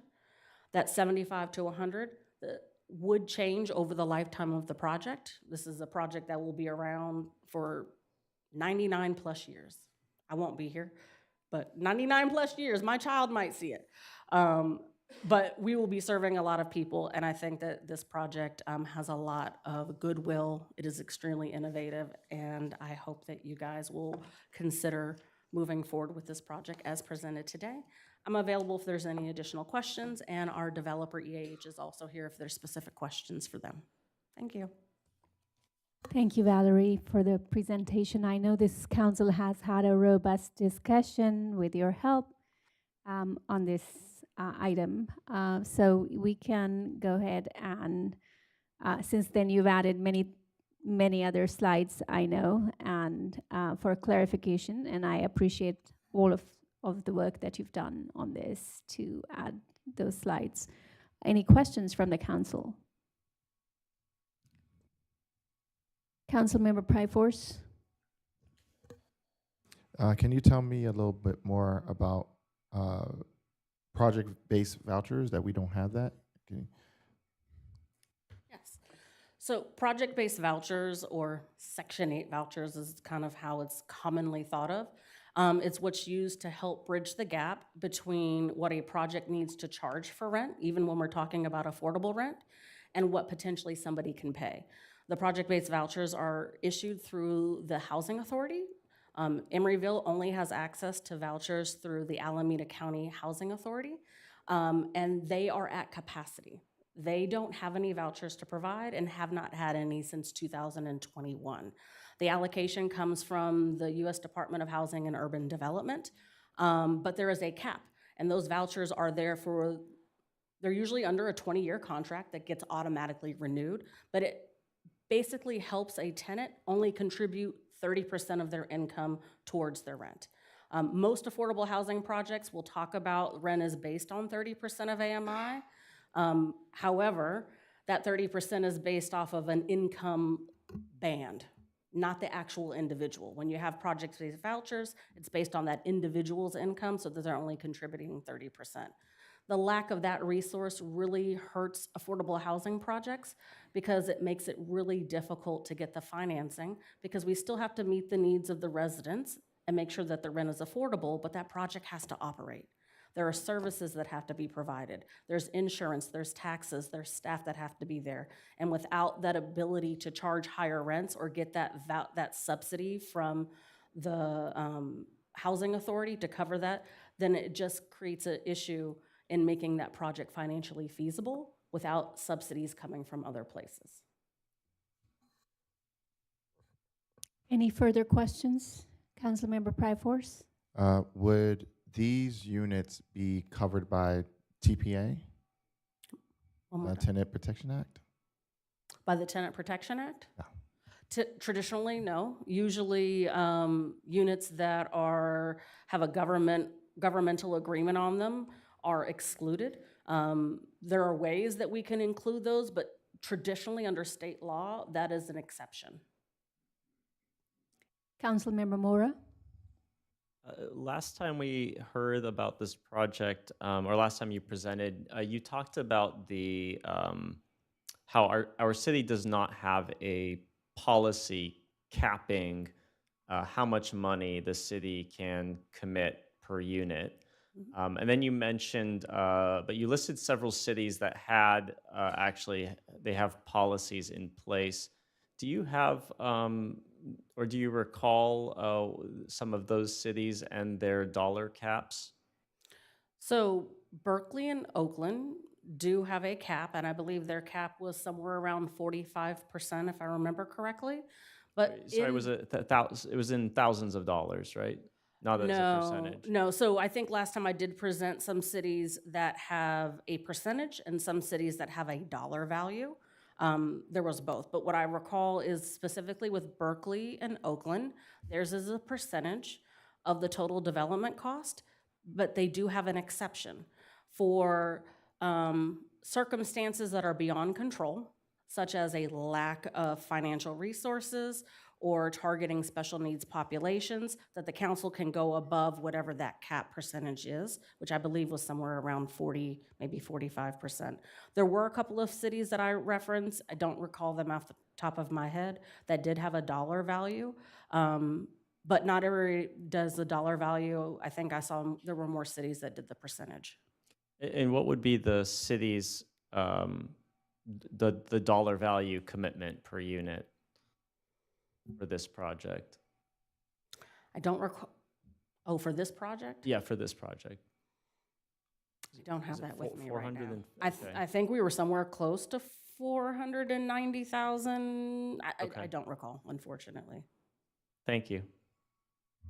Any further questions?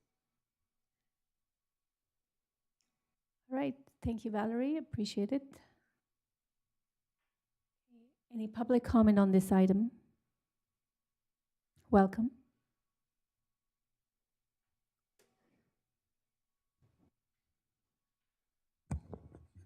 Good evening, Mayor, City Council. Thank you for hearing us signing again. My name is Welton Jordan. I'm our Chief Real Estate Development Officer at EAH Housing. As you know, we've had a long, fruitful relationship with the city of Emeryville so far. A little bit of background on myself. I've been here almost 13 years. I actually was a project manager on Estrella Vista, so I spent a lot of time in these chambers some years ago, and happy to be back. I'll keep my comments brief. I think, essentially, what she said, but think of it as an investment. It is a very significant ask. We do respect that. We do understand that, but it is an investment. The sum are greater than the whole when you look at affordable housing projects. You're looking at elder generation, transitional age youth, innovation, jobs, socioeconomic diversity. So again, we just thank you. We're here if you have any questions about EAH. We have our property management team, our services team, and some other members here. So again, just thank you for your time. Thank you for being here. Any further public comment? Hi, good evening. Steve Pratt with EAH. Thanks for taking time again to reconsider this motion. I did want to highlight some of the other economic benefits that this proposed development will bring to the city of Emeryville. Not only are we providing the affordable housing to the seniors and the transitional age youth, but we're also going to be providing some other economic benefits to the greater community. I want to highlight the California Housing Partnership has a benefits calculator that does kind of look at these other additional economic benefits outside of just the housing. And so they look at things like, to start, that this project will bring in $2 million or more for planning and permit fees to the city. It'll also provide some short-term construction jobs and some long-term jobs in both management services and the maintenance of the building. And as mentioned, the residence rent will be capped at 30 to 60% of AMI. So what that means is it's going to have predictable discretionary income that will flow to the local jobs on San Pablo Avenue and the other retail establishments in the area, which then in turn will create more jobs and help drive some sales tax revenue. So this calculator estimates that this development will create a total of 44 jobs and have over $450,000 in annual sales, state and local taxes. And then I also want to point out that this community will help reduce the cost of homelessness by providing homes to these vulnerable populations. I found that the National Alliance to End Homelessness has estimated that each chronically homeless individual can cost the taxpayers over $30,000 a year. So it's definitely cheaper to provide prevent homelessness than it is to address the fact after somebody becomes unhoused. And then I want to reiterate what Welton said. This really is an investment in your long-term community infrastructure. which, by the way, this is on a land lease, and the building and the lease and the land all reverts back to the city at the end of the lease. So your investment will leverage $21 million or more in federal tax credits, and it will definitely help prevent displacement and homelessness as soon as it's built. Thank you. Thank you.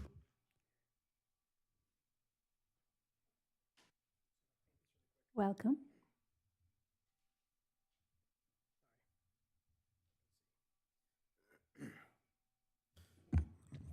Good evening, City Council members.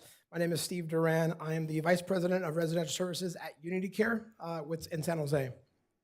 Unity Care serves former foster youth, and young adults experiencing homelessness. We have partnered with Housing to provide both on-site and off-site supportive services to transitional age youth at the 400 San Pablo property in Emeryville. Upon funding, Unity Care will provide focus on housing, stability, mental, physical wellness, employment, education, independent living skills, and long-term self-sufficiency for vulnerable young adults. Our supportive services include individual case management, housing stability support, employment, education, benefit advocacy, service linkage, life skills, financial literacy, transportation assistance, wellness support, and caring adult connections. Unity Care has extensive experience serving foster youth throughout California, and we are committed to being strong community partners here in Emeryville. I do want to share, I know we're in 2026, but in 1998, I was walking foster kids to a property line. And that property line was the day they turned 18, and it was time to leave the foster care system. Here we are in 2026. I get over 15 calls a day for 21 to 24-year-olds who need housing. There is not enough housing in the state of California to provide young adults who are exiting the foster care system. Every single day there's a phone call. And I have to tell them, I'm sorry, we're gonna put you on the almighty wait list. And most of our contracts that we have are specific to counties. It would be a great ideal to serve more than just one county, but unfortunately a lot of contracts are tied to a county. But again, I urge the city, this is definitely a life investment. I've been working with former foster youth for over 30 years. I've adopted kids of my own here in the California child welfare system. I definitely see the return. I just came back from Berkeley from one of my foster youth's graduation who just got her bachelor's degree. Thank you for your time. Thank you. Any further public comment?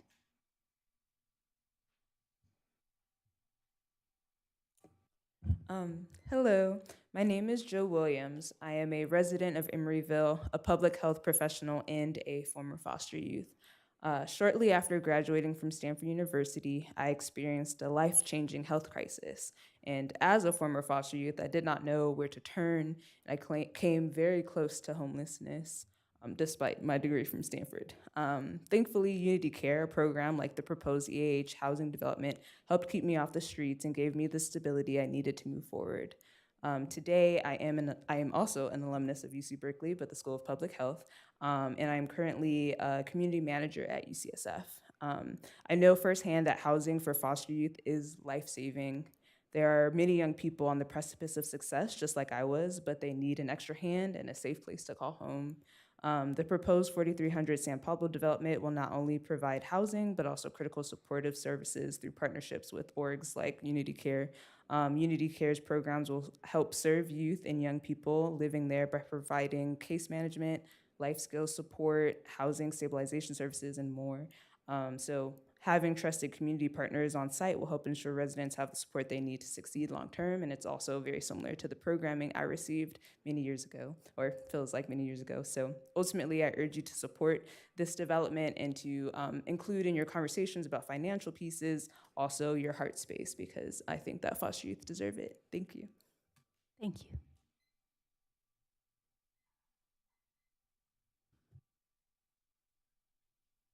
Welcome.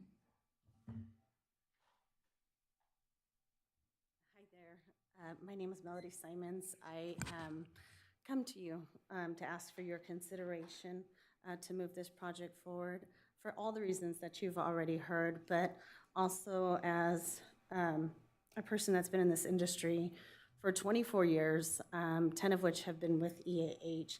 I'm here after the building is up and ensuring that things stay operational, that our residents have a place that they are proud to call home, that they are connected with services, and that they are connected with people like me who come from a background of homelessness and experience in what they've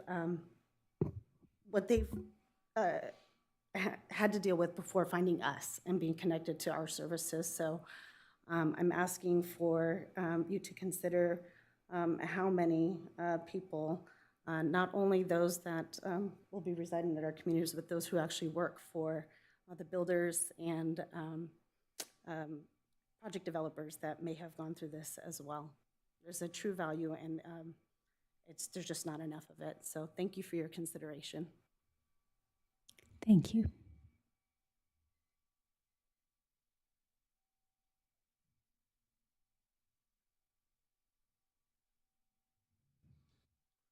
Welcome. Good evening. My name is Sean Johnson. I'm the Director of Special Programs with EAH Housing. So thank you for the opportunity tonight to speak. I just want to really highlight the importance of resident services and supportive housing models in helping individuals and families maintain long-term housing support, stability.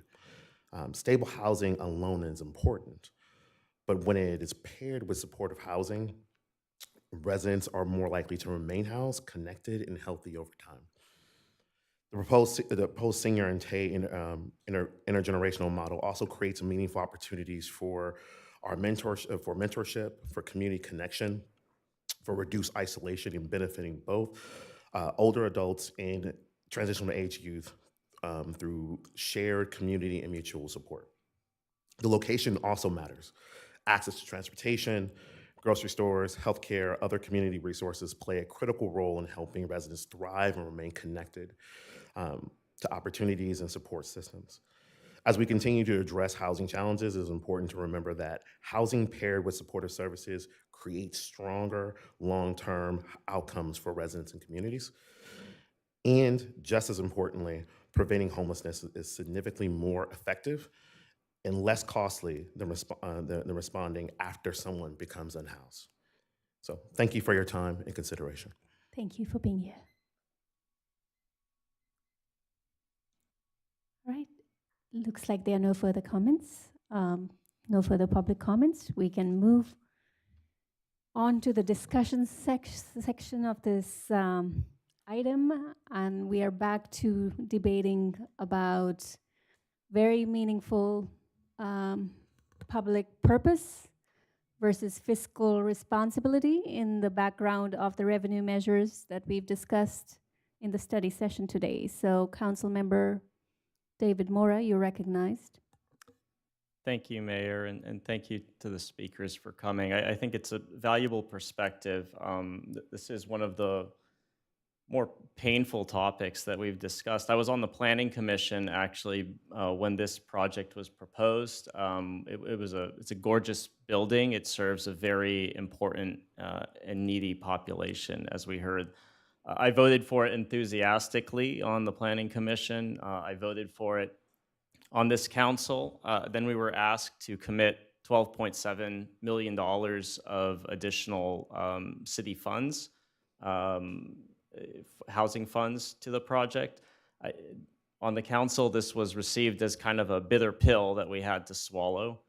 And then we later heard back that we needed an additional 19.1 million. So, approaching around $30 million. So I think a good question for this council to consider, I know we don't have a policy for, what would be too much local subsidy. I know the previous numbers that were communicated, this amount is in excess of what the other cities have policies on. But I think it does urge us to show some caution here. And I would ask this council, $12 million, $30 million, would we say no to 40 million, 50 million? It's a very sympathetic project. It's a great project. It's a sympathetic population. And also, I just want to point out that this money, it does come from Measure C funds. This is essentially borrowed money. It's a bond that we're doing a debt service on. So $30 million over the bond repayment term of 27 years it's closer to over $60 million. So I think it's a good question to ask. Would the public have voted for Measure C, which we said was going to produce 500 units of housing, and now most of Measure C is going towards 67 units? So I actually don't think it would have passed. I voted enthusiastically for Measure C as a resident, as a citizen, and I don't think that it would have passed if this is what the public knew the money was, how it was going to be spent. So there's an element of public trust on this, and I know we're going to the voters again to ask for their trust on another revenue measure, a ballot measure, and we need to demonstrate that we understand that trust that they've put in us to spend their money wisely. So as painful as it is for me to vote this way, this is why I cannot support the additional allocation of funds in such a large amount. Any further discussion on this item? Vice Mayor? Thank you. Yeah, and thank you to Valerie and the rest of the community development team for the update, and the EAH team for being here tonight. Just to respond to a couple of comments from my colleague, and then I don't want to repeat everything I've said before, but just wanted to bring in a couple of additional thoughts. I think I said this last time, but I don't begrudge anyone on this council who looks at $31 million going to this project and says that's too rich for my blood. Obviously, there is a point. There is a number at which I think all of us would say that. To me, I feel that this is it's still on the bitter pill to swallow end of the spectrum, and I think my thought process is that we have $50 million for Measure C. The public passed it. It can be used for affordable housing projects, and this is why we have that project. We're paying this. The public is paying property taxes every year, or partial taxes every year, to support this, regardless of whether we spend the money here tonight. So the money is in hand, and I think Valerie, you mentioned that there's been an 8% increase in construction costs, since the project was proposed. I looked at, I don't know if looking at different information, but I looked at, the Federal Reserve's information, and since 2020, inflation per year is 6% for construction. So, obviously we took out the bond in 2023. We've made 4% a year on that. It's not just sitting in a checking account, but there's no guarantee that come 3-5 years, our money is going to go nearly as far. And unfortunately, the landscape of affordable housing financing is not great. Partially that's because there's not enough money. Partially that's because there's more projects than ever that cities are wanting to build, that's a good thing. But in 2025, the Supernova project that we applied for awarded $414 million statewide. That was out of a total, so we scored 89. For projects that scored better than us, there was $2.4 billion that was requested. So only 20% of the projects were funded, and that's across a couple of different housing financing categories that were only really eligible for one of them. So, even if a $10 billion bond passes this coming fall, which I hope it makes it on the ballot, hope it passes, there's a lot of projects that are going to rank above ours for that funding. So I think, again, we have the money, we're paying off the debt. I think the choice is, the choice right now is, do we spend the money on this project or not? If we were Berkeley or Oakland and we had, 10, 12 other projects that were in varying stages of development, and we could be strategic, I would be all for that and be all for thinking creatively about that. But to me, this is we either have this project or we have potentially nothing for many years. Which brings me to my next point, which I think is, as we heard from the EH team tonight, there are people who need housing today, and it is our responsibility to shepherd our funds wisely, and I completely respect that. It's also our responsibility to take care of those in our community who need support. And, whether that be transitional age youth who might otherwise be homeless and might otherwise end up in, the carceral system and, or just, not find their footing. Or that's seniors who may end up homeless or may have to move far away from families, may not be able to contribute to the community that they grew up in or want to participate in. And I think we have an opportunity to house those folks. This isn't, it's not just about RENA numbers. It's not about attending a groundbreaking in a couple of years. That's all nice, but it's about giving people a place to live. And so to me, this is the best use of this funds that I can see for the foreseeable future.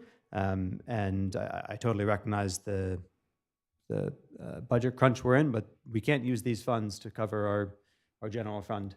So we have the money to build affordable housing. We should use the money to build affordable housing. So those are my thoughts. Thank you, Vice Mayor. Councilmember Welch. Definitely co-signing many of the sentiments expressed by the Vice Mayor, and just wanting to recognize that, yes, we want to maintain public trust. We have this money. It needs to be spent wisely, but we're running out of opportunities to spend it for the foreseeable future.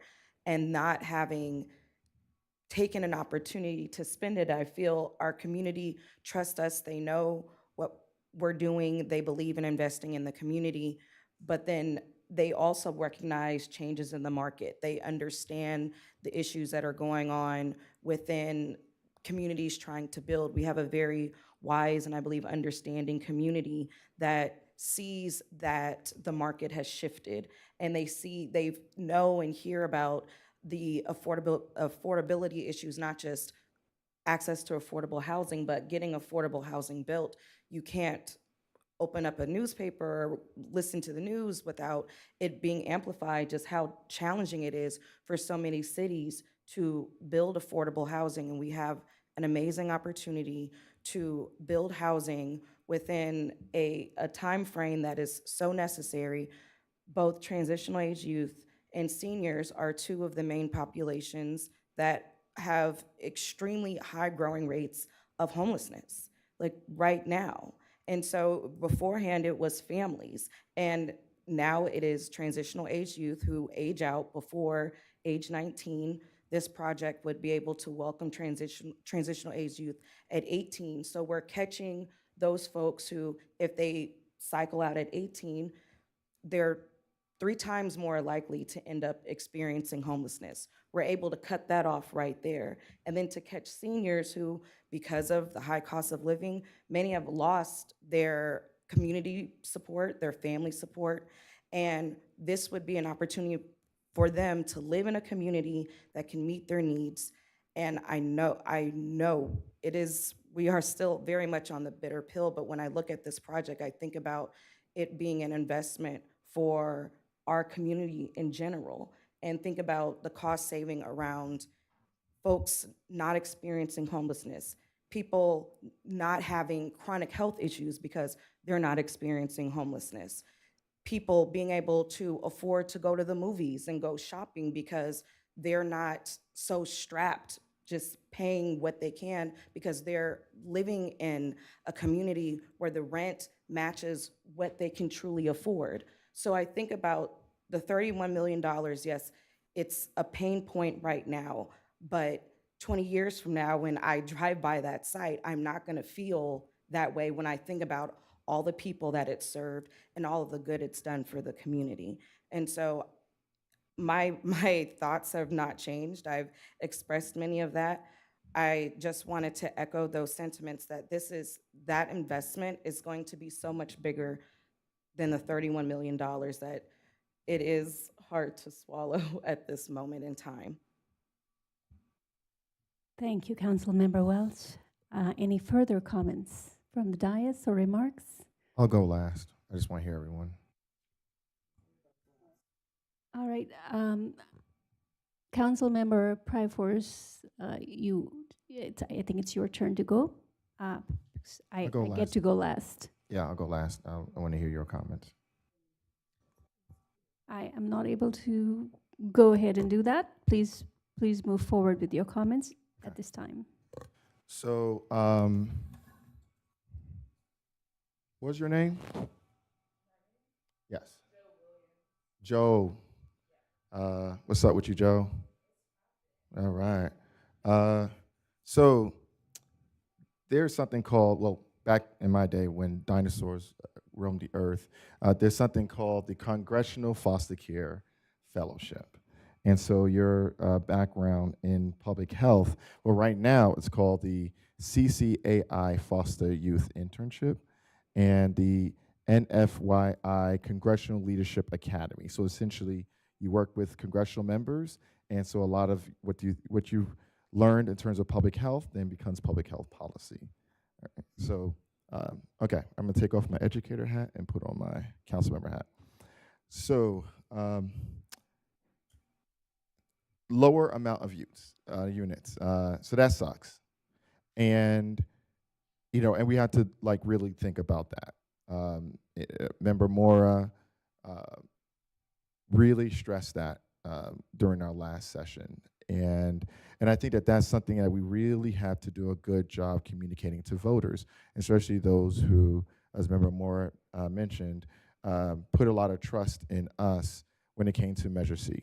Now, I wouldn't go so far that a lot of our residents trust us now. I mean, a whole lot's happened since then. But one thing that's really important is that we communicate just what's the value add in all of this. What also sucks, I went to the courthouse and there were a lot of evictions that came from EAH, all right? So I'm gonna be watching that. I don't care about ROI or how this will benefit local small businesses. I don't care about Rena, I don't care about Melinda, I don't care about Shanae. Like, I don't care about how many units we build that will make us super housing city, those sort of things. I care about the integration that happens with these kids. And y'all are thinking about that. Y'all are seriously thinking about that, and I think that that's amazing. And that's what changed my mindset around this. So the ROI is the gift to the community that we are saving lives, that we are transforming lives. And so when I say communicate that, a lot of residents don't care. Some of the residents weren't even around when Measure C was passed. And so, but they want to hear that we're doing something transformative. The reason why it's transformative is isolation, poverty. It's not desperation or deprivation. Poverty is isolation. And so, and there was even a study, it's called a Rat Park study, you guys should look it up, that was in 1980, I know because year of my birth, comes out of Canada, which looked at mice when you change the cages to parks and you have them socialize with other mice, that they were less likely to accept the narcotic that they were feeding to them mice. Like they go, because they didn't want to. They didn't when it was just wired cages and nothing, and they were isolated. They wanted to check out. Even mice wanted to kind of check out, and so they'll take the drug. But when it was beautiful, they didn't want to check out, right? They would take it and they would just back away, and it shows you how defeating isolation is really important. I do have an issue with partial membership of stuff, and the reason why is because I remember when the San Francisco Foundation they gathered a whole bunch of us. They were doing this whole, they were just giving us money around coding organizations. And I remember when, sorry to put you out there, Hack the Hood was one of the organizations. And I remember the director of the program said, okay, we're giving money to all y'all, but Hack the Hood, you charge people. And they were like, well, yes, I mean, that's sustainable. And they said, we're not giving you money unless you stop. You don't charge people. And I think that that is really important in terms of how these kids are integrated in our communities, and our elders are integrated, because the last thing we want is to tag them with any expense where they're saving money. Once again, we don't know where this economy is going. And so having them integrate into our community fully also means thinking about how they can communicate with our community freely. And so, and I support what Valerie said. There is a program in New York, I think I mentioned it, called the DOOR, Center of Alternatives. And you guys should check it out. Go to the website, even take a trip to New York. It is amazing. The DOOR even has its own medical facility where the kids come in, they can get GED on one floor, they work out, and they have childcare for, and these are young people, childcare, and then there's a medical facility. And I remember because my doctor was a BET doctor. He was actually on TV and everything, and so I was like, oh, cool. I have a celebrity doctor. And that's when it becomes tragic, because I had the benefit of the DOOR, right? I just came back from India, 19, and the DOOR was amazing.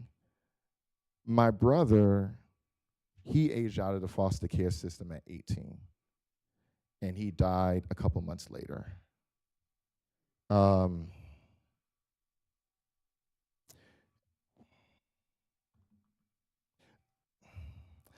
of the reason why he died was he didn't have a varied amount of not just support services, but just positive people around him. And that's what we happen. They'll be connecting with other young folk and elderly, right? Senior folk who they can connect with, which is great. My brother didn't have that. He was interacting with kids who, when he was growing up in foster care, when he escaped the foster care home, he could stay at their place. Unfortunately, they became Crips.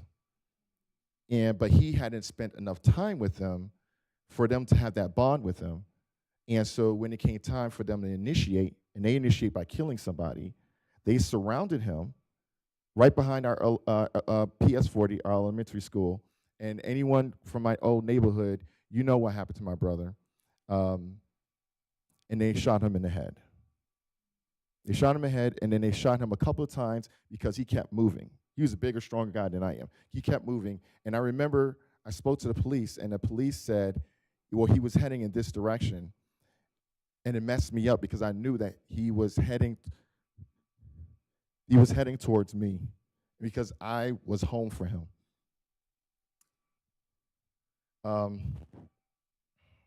This project has a lot of layers. Some things we need to be very, very clear on how we communicate to the public. And y'all know, I tend to be very, very fair, right? This does not reduce homelessness in Emeryville. Let's be real.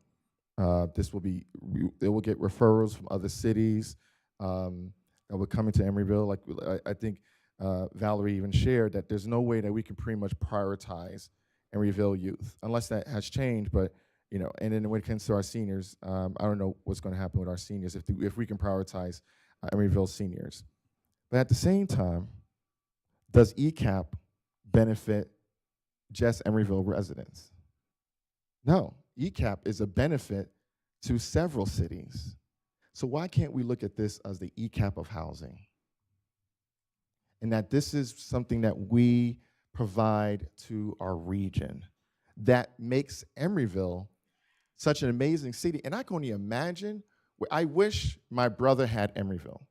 Like those kids walking around Emeryville, and they look around and they're going, what is this, right? They'll go to ECCL and there's swim pool, and they're like, what? They've got the gym. I mean, the transportation, they can walk to the Safeway. I mean, it's one of those fantastic opportunities to surround them with the best of Emeryville. And that's why this project really excites me once I delved into it. And I know that we're not getting enough units for the buck, but right now it's too time sensitive for us to wade in the water. And I think that, I think that this would be really good for Emeryville. And I think that Emeryville residents would feel the same way. That's my comment.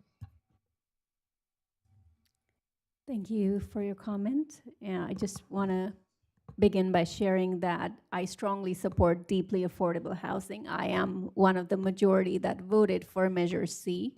Uh, I just think this is a large financial commitment in these times as we are. And the last mayor's meeting of Alameda County, I had the opportunity to attend meeting in Hayward where they had discussed some sort of housing, which is more like a modular housing, even though it's for luxury homes, but it seems to me that they could build it for half the cost.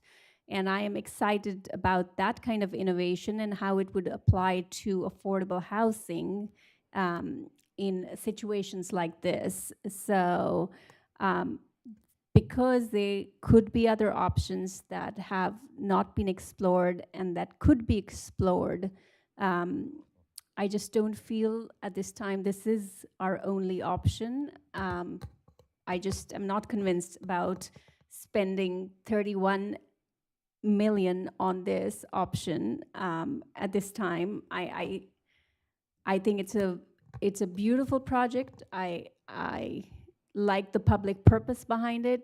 It is deeply sympathetic, as one of my colleagues mentioned, and I am one of the people who voted for Measure C. I just don't think those funds can be utilized at this time and give us what we are seeking or what we promised to return. So I have to, as mayor, I have to weigh not only the value of the project, but also the city's overall fiscal stability. We are facing a structural budget challenge. We are asking the community consider new revenue measures. We had a study session and only the polls had people vote for only one of the measures. We are not even raising our fiscal standard to what we had anticipated it to be. So I remain committed to affordable housing, but I am not able to support financing commitment tonight.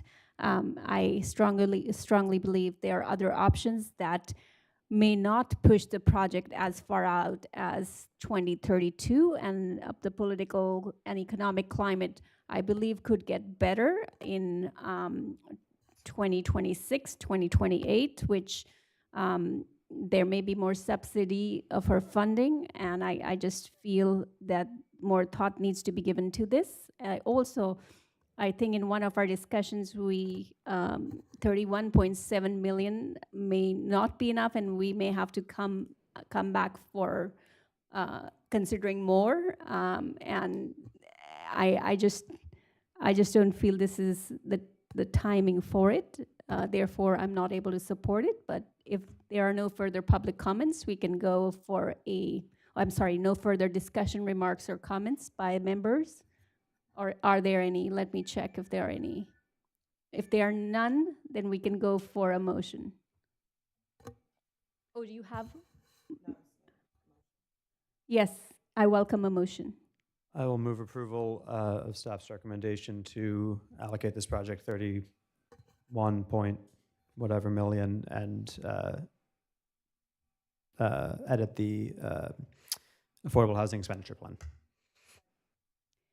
Motion made by Vice Mayor, seconded by Councilmember Welch. Please take roll. Councilmember Mora, Nay. Councilmember Pryforce, Aye. Councilmember Welsh, Vice Mayor Solomon, Aye.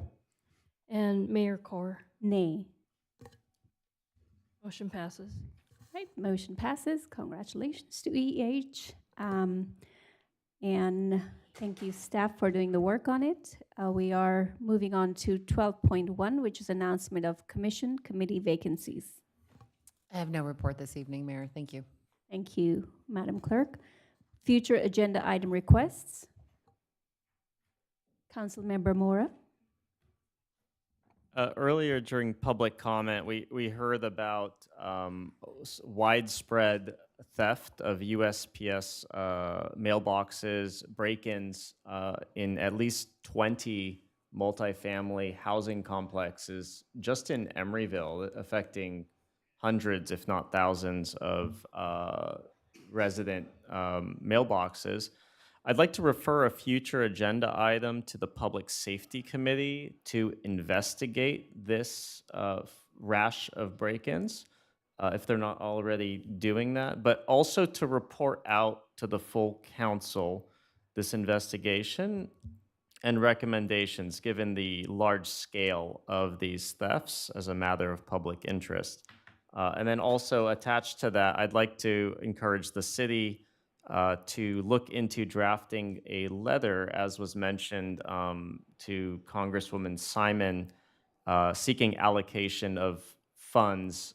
There were funds through USPS for these more secure electronic mailbox clusters.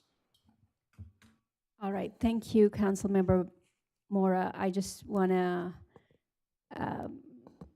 first let you know that this was already discussed in public safety meeting, and I think the request was to prioritize electronic, for us to ask Congresswoman Latifah Simon to prioritize the electronic mailboxes for the city of Emeryville to prevent the mail thefts. They don't have funds, or these are not, my understanding is they are not funds. I will share more information with you. She's just asking for a letter of support to Congresswoman Latifah Simon, and if that is something that you want to move as a future agenda item, that might. Yes, so the letter was one part, but I do want a report out of the investigation on this. It's such a wide scale issue. I'd like it to come back to the council as an update from police. All right. Is there majority support for this item? There is majority support for this item, so we will.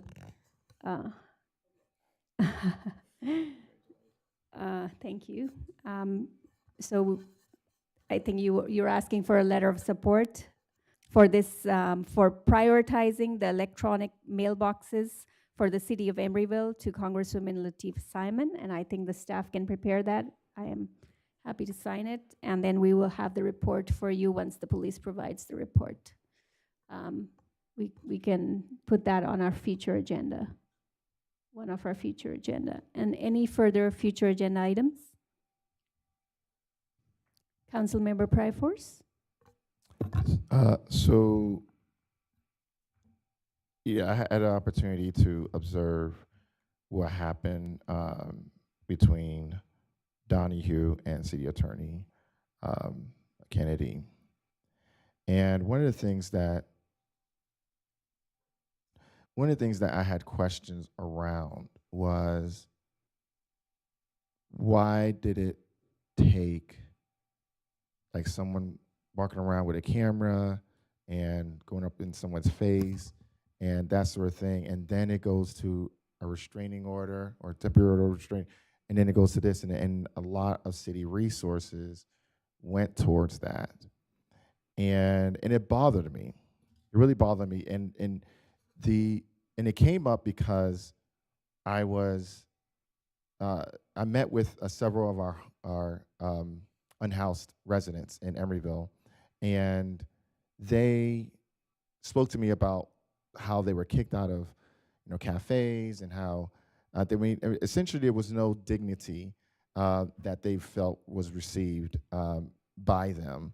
And I don't know, y'all know that there's a homeless father and son, and I also got a chance to talk to them too. So of the few unhoused people that we have in Emeryville, the ones that I spoke to, they didn't feel like Emeryville treated them fairly. And I feel like they're almost in the same kind of bucket with city workers, and that I'm concerned that it takes court and lawyers and all this other stuff when we should be doing something on a dais to protect city staff, so that something like that doesn't happen again.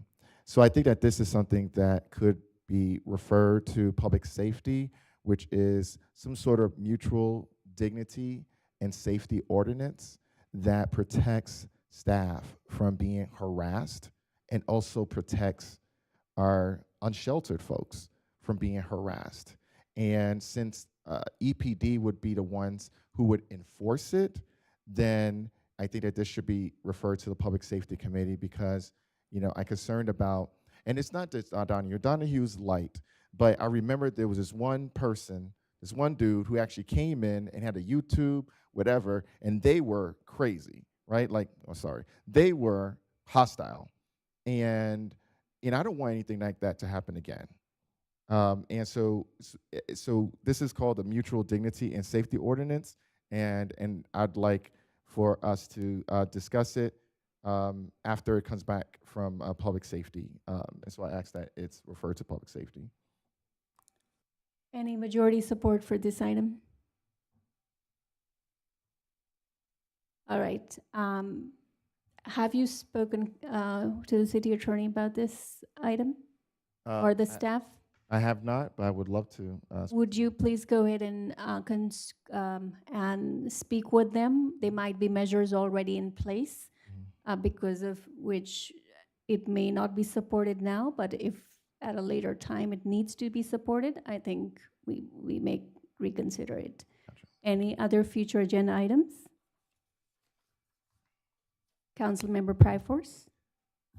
So May 18th was Haitian Flag Day, and it's a really special moment for Haitians and Haitian Americans, especially given what we've gone through in the past as being the first Black nation in the Western Hemisphere, as well as what's been happening now in terms of their TPS and deportations and their harassment, and then there's Haiti itself, which has gone into chaos. And anyone who knows Haiti's history knows that a lot of it is U.S. policy, U.S. foreign policy and intervention. And so I asked for a proclamation that recognizes May 18th as Haitian Flag Day.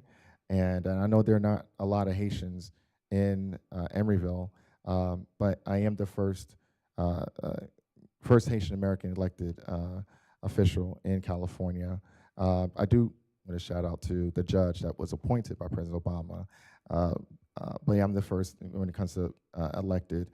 And so this would not only honor my community, but honor those who've contributed so much to the world. And yeah, and so, well, even my colleague, Member Mora's family, did some missionary work there. So Haiti just has this powerful impact, and I just would like it to be recognized.